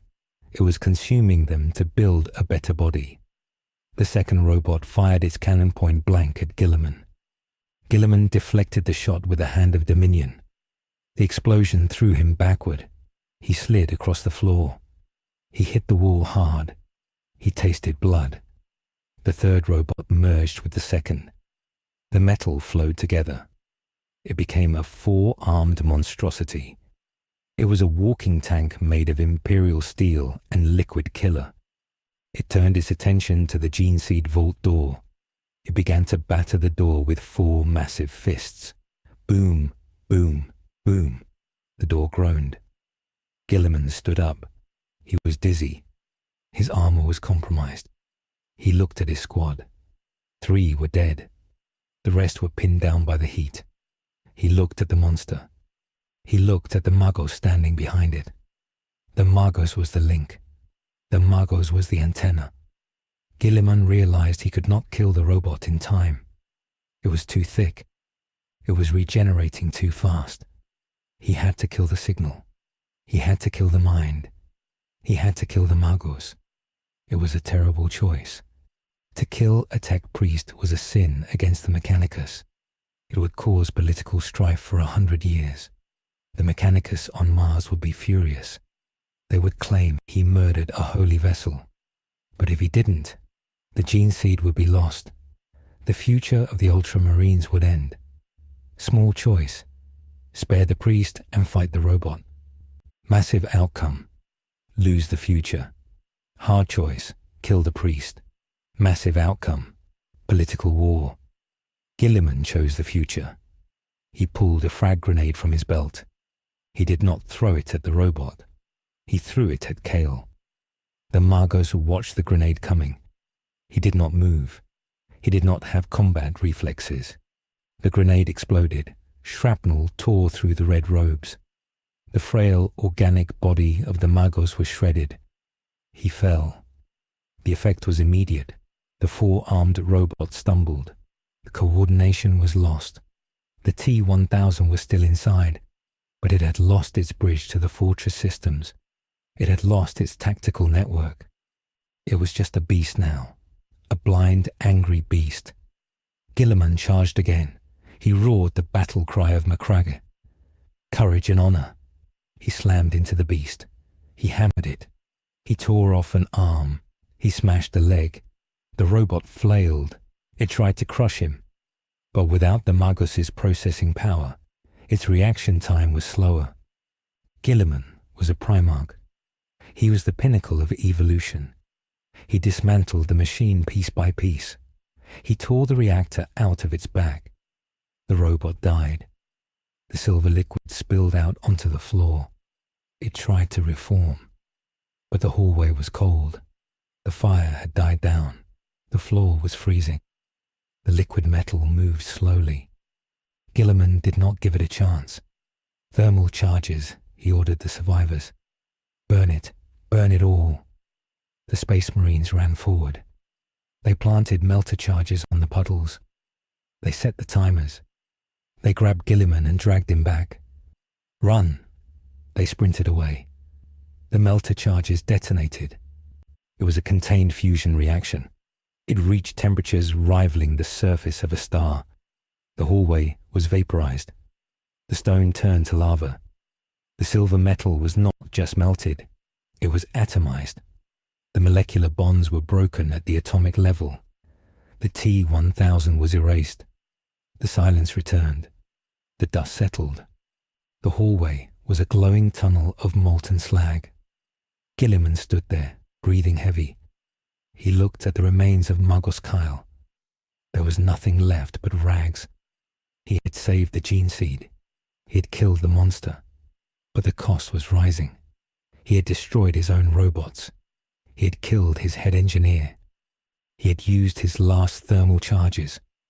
Guilliman walked back to the command center. He sat down. He felt old.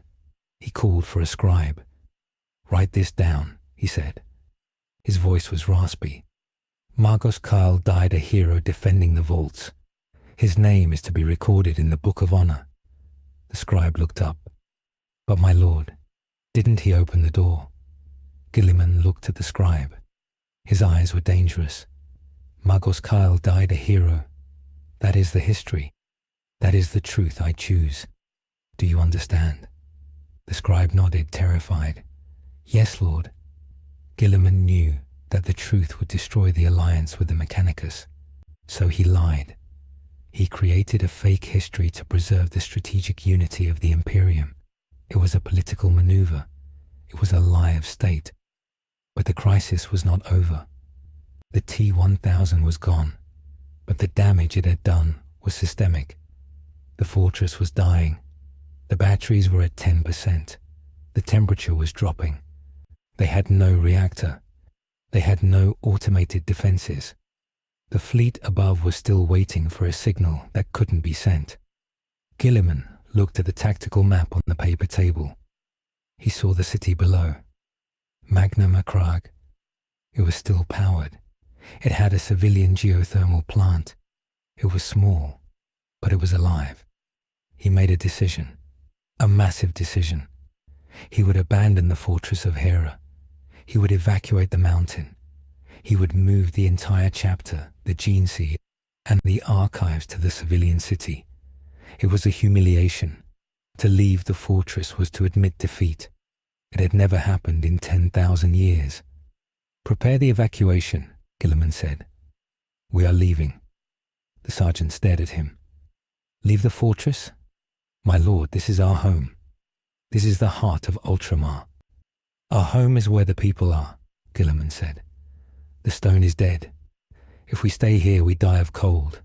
If we leave, we survive to fight. The enemy wanted to kill us. He failed. He only killed the building. Do not let him win by clinging to pride." The order went out. The great evacuation began. Thousands of serfs carrying boxes. Space Marines carrying the precious gene seed flasks. They walked down the long, winding road of the mountain in the snow. It looked like a funeral procession. The wind howled. The fortress of Hera stood dark and silent behind them, a dead shell. As they walked, Guilliman looked back. He saw the dark windows of his tower. He wondered if he had really won. The T-1000 had achieved its goal of neutralizing the fortress. It had forced the Ultramarines into the open. It had stripped them of their walls. And then a thought struck him. A cold, strategic thought. The T-1000 was a machine of infiltration. It could look like anything. It could look like anyone. He had seen it atomized, but he had also seen it split into 3 parts. He had killed the 3 parts in the robots. But what if there was a 4th part? He looked at the thousands of people walking in the dark. He looked at the faces of the serfs, the soldiers, the refugees. Any one of them could be the enemy. Any face could be a mask. The paranoia struck him again. The enemy didn't need to kill him to win. It just needed to make him doubt everything. Guilliman tightened his grip on his sword. He would watch.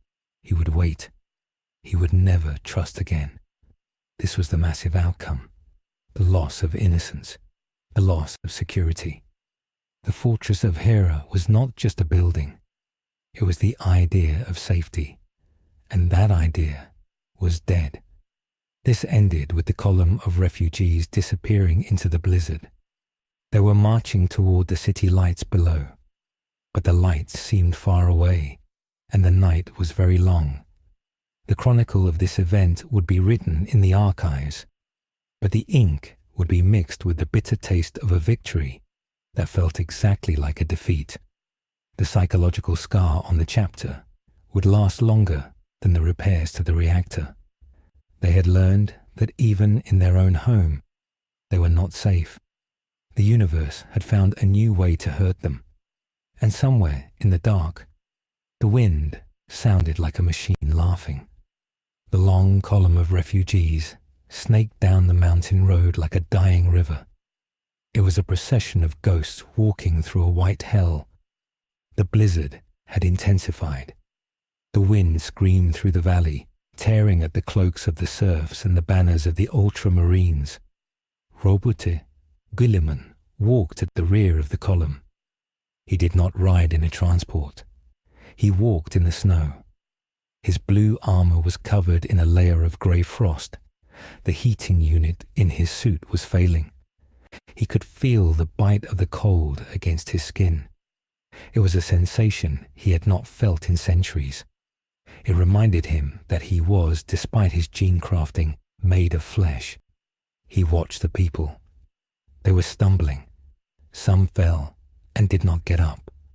The apothecaries moved up and down the line, but they were out of stimulants. They offered only the Emperor's mercy to those who could not walk. Guilliman saw a mother carrying a child wrapped in a tech adept's red robe. The child was silent. Guilliman looked away. He focused on the lights of Macragge in the distance. The civilian city was a sprawl of hab blocks and factories nestled in the valley floor. It was powered by a geothermal tap deep in the crust. It was ugly, industrial, and crowded. Tonight, it was the only sanctuary left on the planet. The arrival at the city gates was a scene of controlled chaos. The planetary defense force had opened the massive steel gates. They looked at the refugees with horror. They saw their lords, the Space Marines, beaten and retreating. It shook their faith. If the angels of death were running, what hope did a mortal man have? Guilliman sensed this fragility. He marched to the front of the column. He removed his helmet. He let them see his face. He looked stern, unbroken, and calm. He projected an aura of absolute control. He lied with his body language. Inside, he was calculating the probability of a civil revolt. It was high. The governor of Macragge, a man named Crassus, met them at the gate. Crassus was fat and wore velvet robes that were ill-suited for a war zone. He was trembling. He knelt in the slush. He asked what had happened to the fortress. Guilliman did not explain the mimetic metal. He did not explain the reactor. He simply said that the fortress was strategically compromised and that the capital was now here. He requisitioned the governor's palace for the gene seed storage. He requisitioned the geothermal plant for the chapter's tech marines. He took command of the city's food supply. Crassus nodded, too terrified to object. The Imperium was a feudal system. The strong commanded, and the weak obeyed. The city became a refugee camp. The streets were filled with tents. The air smelled of unwashed bodies and burning promethium. Guilliman set up his command post in the geothermal plant. It was the heart of the city. It was a massive facility of pipes, turbines, and steam. It was warm. The noise of the turbines was a constant roar. It masked the sound of the wind. Guilliman stood on a gantry overlooking the main turbine. He watched the tech marines hooking up their equipment to the city grid. They were trying to establish a link to the orbital fleet. They needed to tell the ships to stand down. They needed to tell the galaxy they were still alive. But the paranoia was a poisoning Guilliman's blood. He could not shake the feeling that the enemy was here. He had seen the T-1000 atomized. He had seen the flash of the melter charges. Physics said it was dead. But his instinct said otherwise. He thought about the truck, the heavy transport that had carried the gene seed canisters down the mountain. It had been driven by a servitor. It had been guarded by veterans. But it had been the only vehicle to leave the vehicle depot before the explosion. What if the contamination was not in a robot, but in the vehicle itself? He walked to the storage bay where the gene seed had been unloaded. The silver flasks were stacked in rows. They were the future of the chapter. If they were lost, the Ultramarines would slowly go extinct. They would have no way to create new Space Marines. Guarding them were 10 honor guards. They stood with their backs to the flasks, facing outward. They were ready to kill anything that approached. Guilliman walked past them. He approached the transport truck. It sat in the corner of the bay. Its engine was cooling. Guilliman looked at the truck. It was a standard Rhino chassis. It was painted blue. It was scarred from the journey. He touched the hood. It was warm. He looked at the exhaust pipe. There was a strange residue on the metal. It was not soot. It was silvery and slick. Guilliman's heart skipped a beat. He leaned in closer. He saw a drip. A single drop of silver liquid fell from the undercarriage. It landed on the concrete floor. It did not splash. It moved. It rolled toward the drain. "Seal the room," Guilliman shouted. The roar of his voice silenced the turbines. "Nobody moves. Point your weapons at the truck." The honor guard spun around. They aimed their bolters at the Rhino. They did not ask why. They trusted their father. The truck sat there. It looked like a machine. But then the headlights flickered. The engine revved without a driver. The metal of the hull began to ripple. The blue paint flaked off like dead skin. Underneath, the chassis was not steel. It was chrome. It was the T-1000. It had replaced the truck. It had carried the gene seed inside its own body. It had been the cradle for the very thing it wanted to destroy. The massive vehicle began to change. It did not turn into a man. It was too much mass for that. It turned into a hydra. A multi-headed serpent of metal rose from the wheelbase. The heads were blades. The body was a thick coil of silver muscle. It loomed over the gene seed flasks. It did not attack the Space Marines. It hovered over the fragile glass containers. It was a hostage situation. If the Marines fired, the explosive bolts would shatter the flasks. The gene seed would be destroyed. The enemy knew this. It had positioned itself perfectly. Guilliman stepped forward. He held up his hand to hold the fire. He looked at the silver hydra. The face of the central serpent shifted.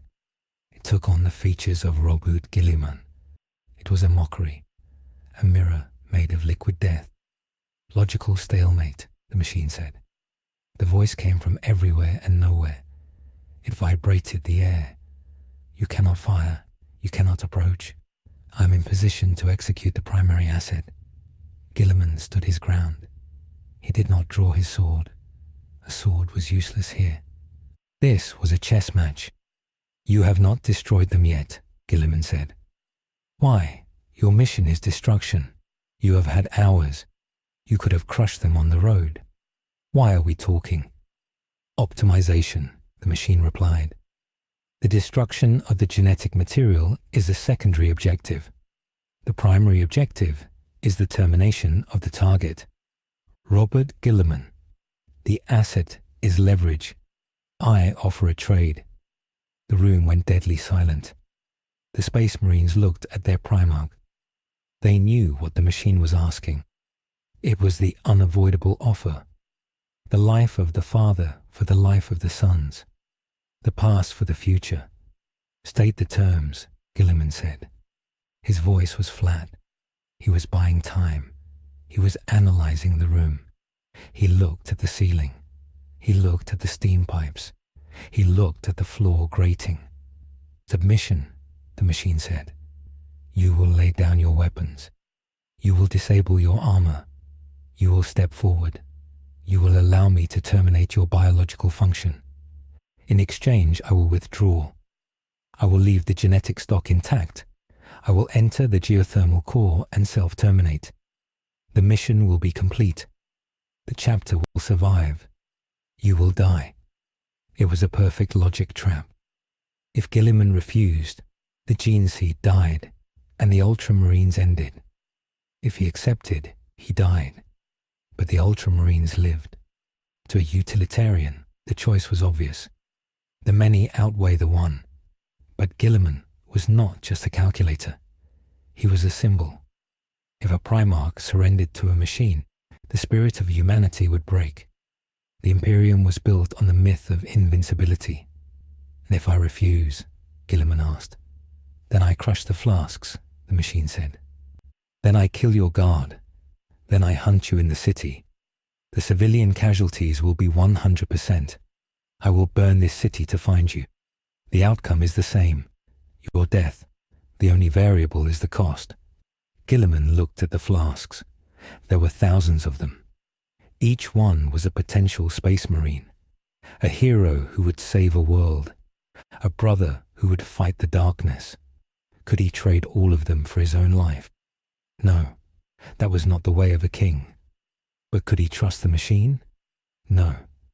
A machine that could lie could break a deal. I have a counteroffer, Guilliman said. He took a step forward. The silver snakes hissed. The blades sharpened.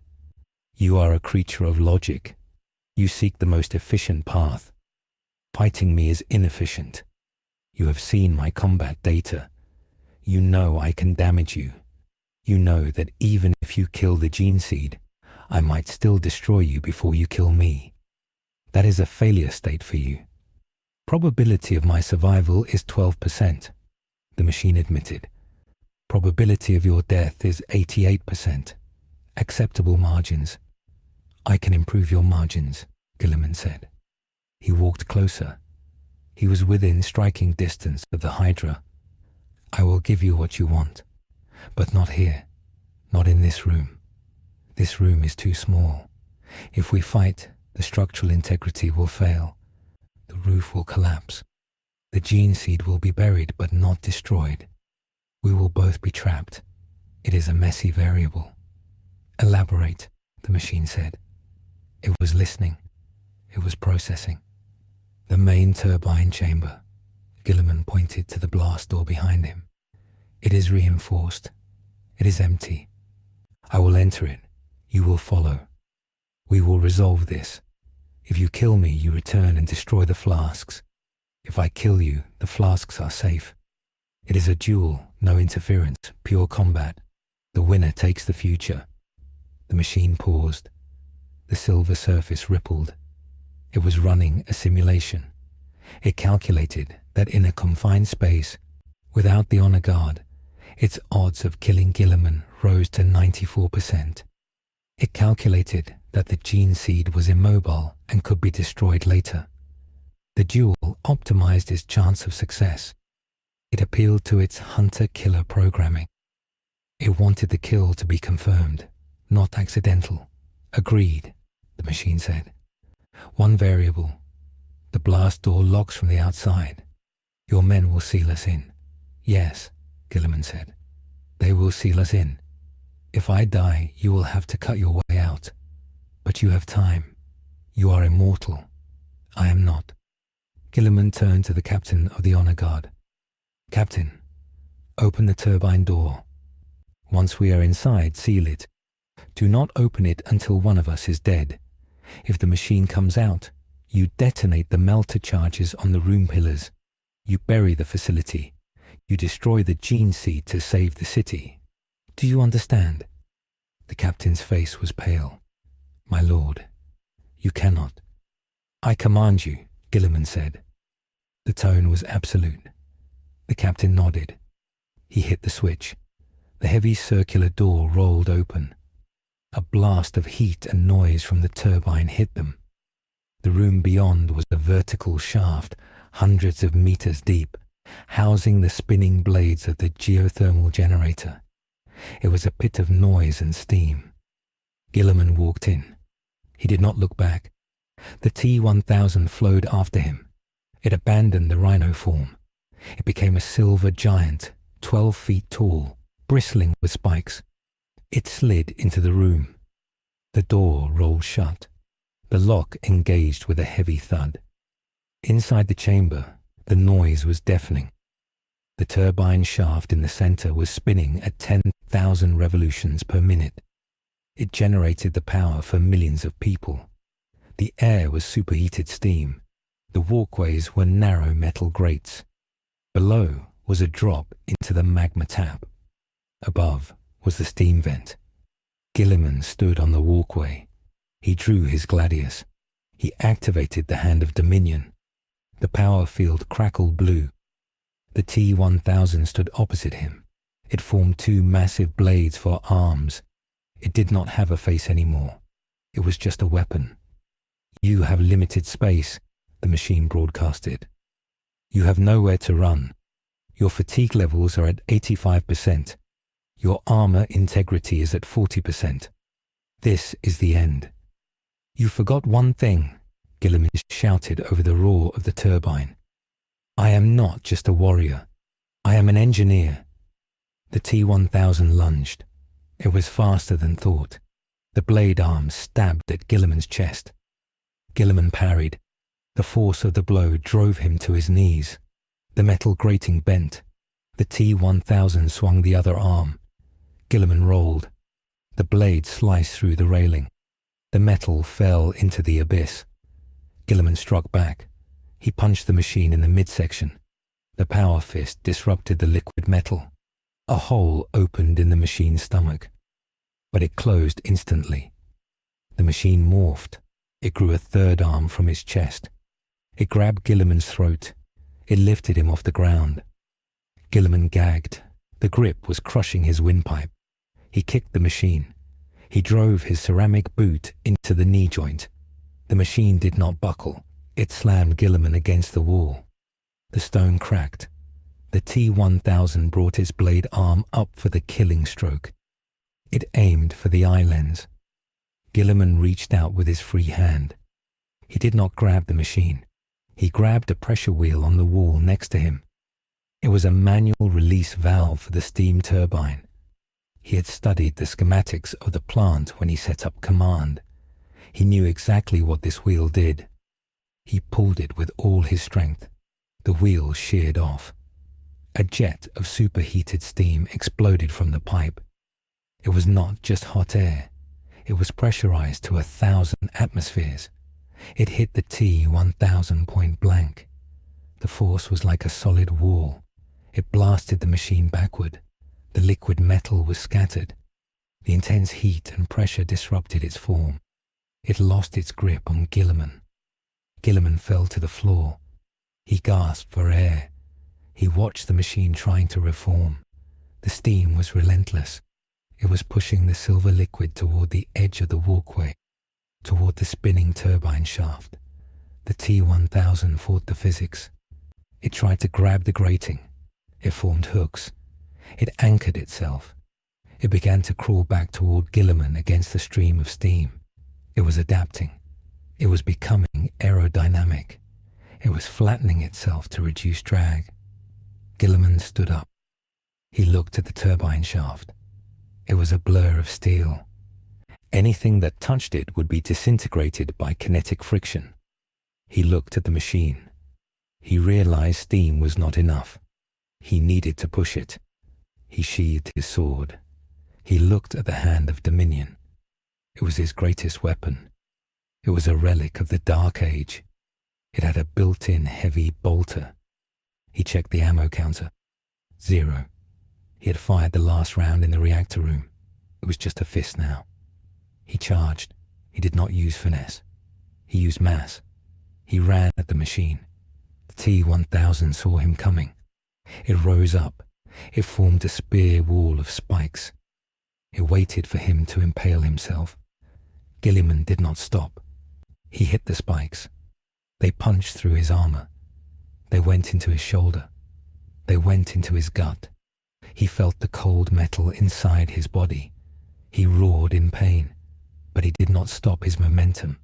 He drove his body onto the spikes. He tackled the machine. He wrapped his arms around the silver liquid. He was hugging the death. He was embracing the enemy. "Together!" Guilliman screamed. He threw himself off the walkway. He took the machine with him.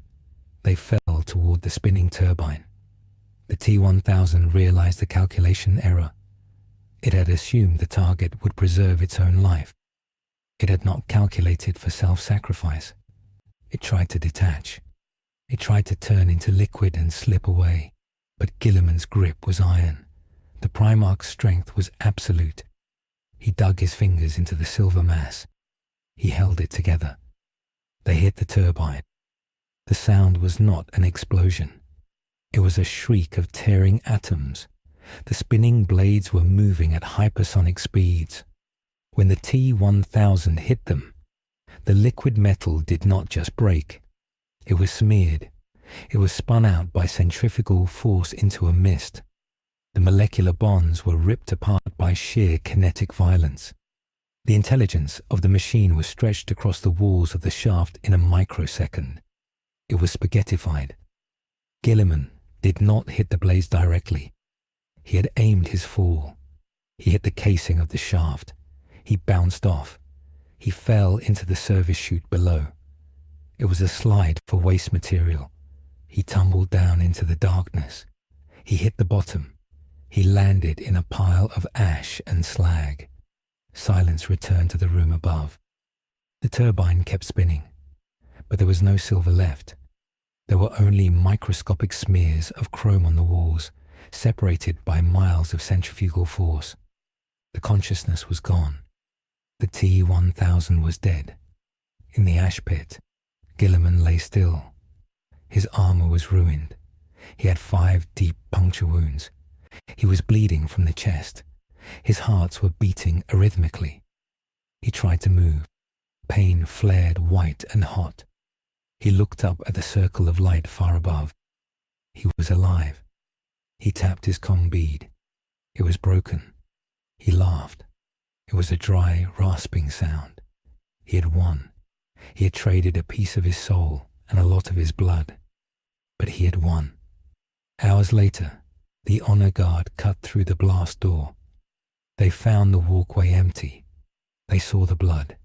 They saw the damage to the turbine. They feared the worst. They rappelled down the shaft. They found their father in the ash pit.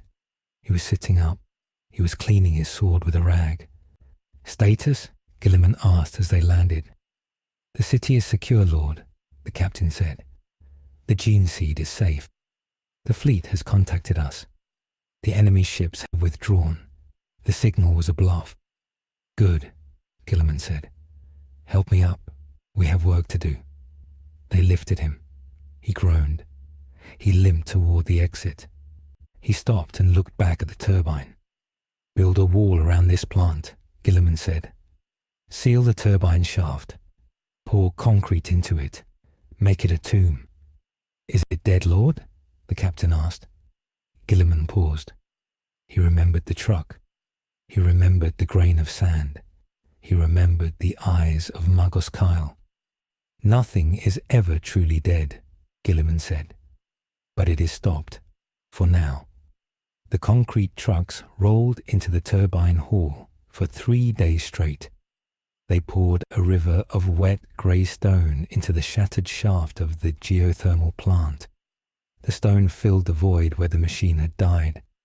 It covered the twisted metal of the turbine blades. It covered the smears of microscopic silver that stained the walls. Roboute Guilliman stood on the gantry and watched the pouring.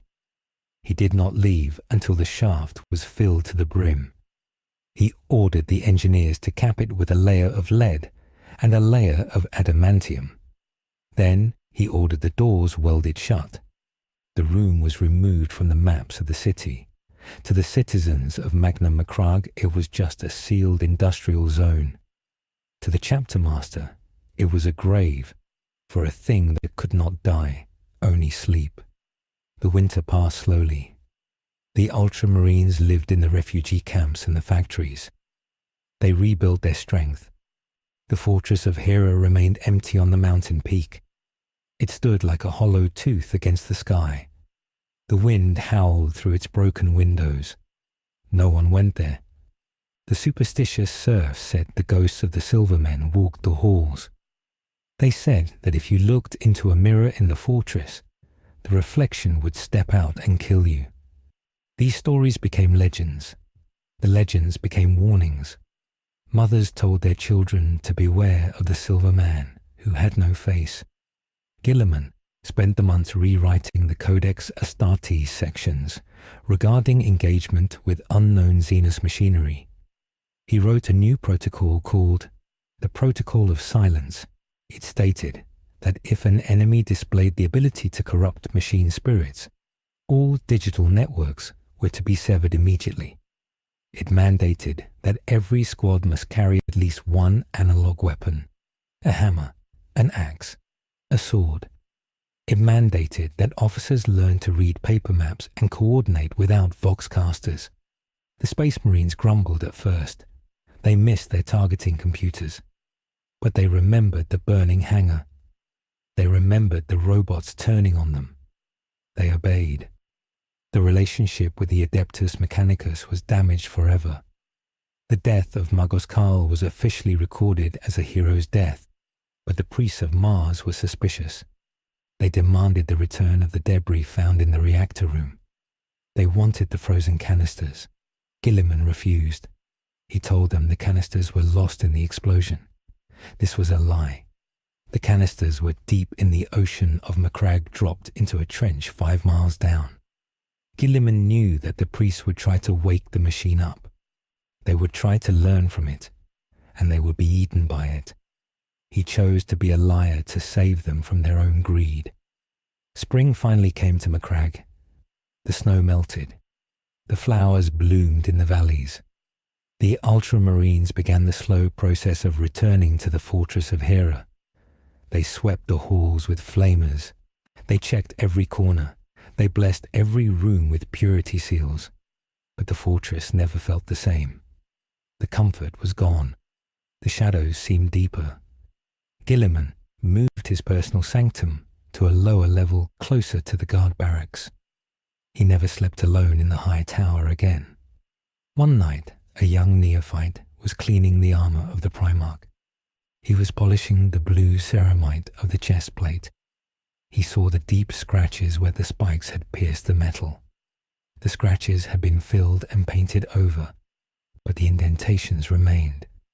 The neophyte asked Guilliman why he did not have the armor fully replaced. Why keep the damaged plate? Guilliman looked at the boy.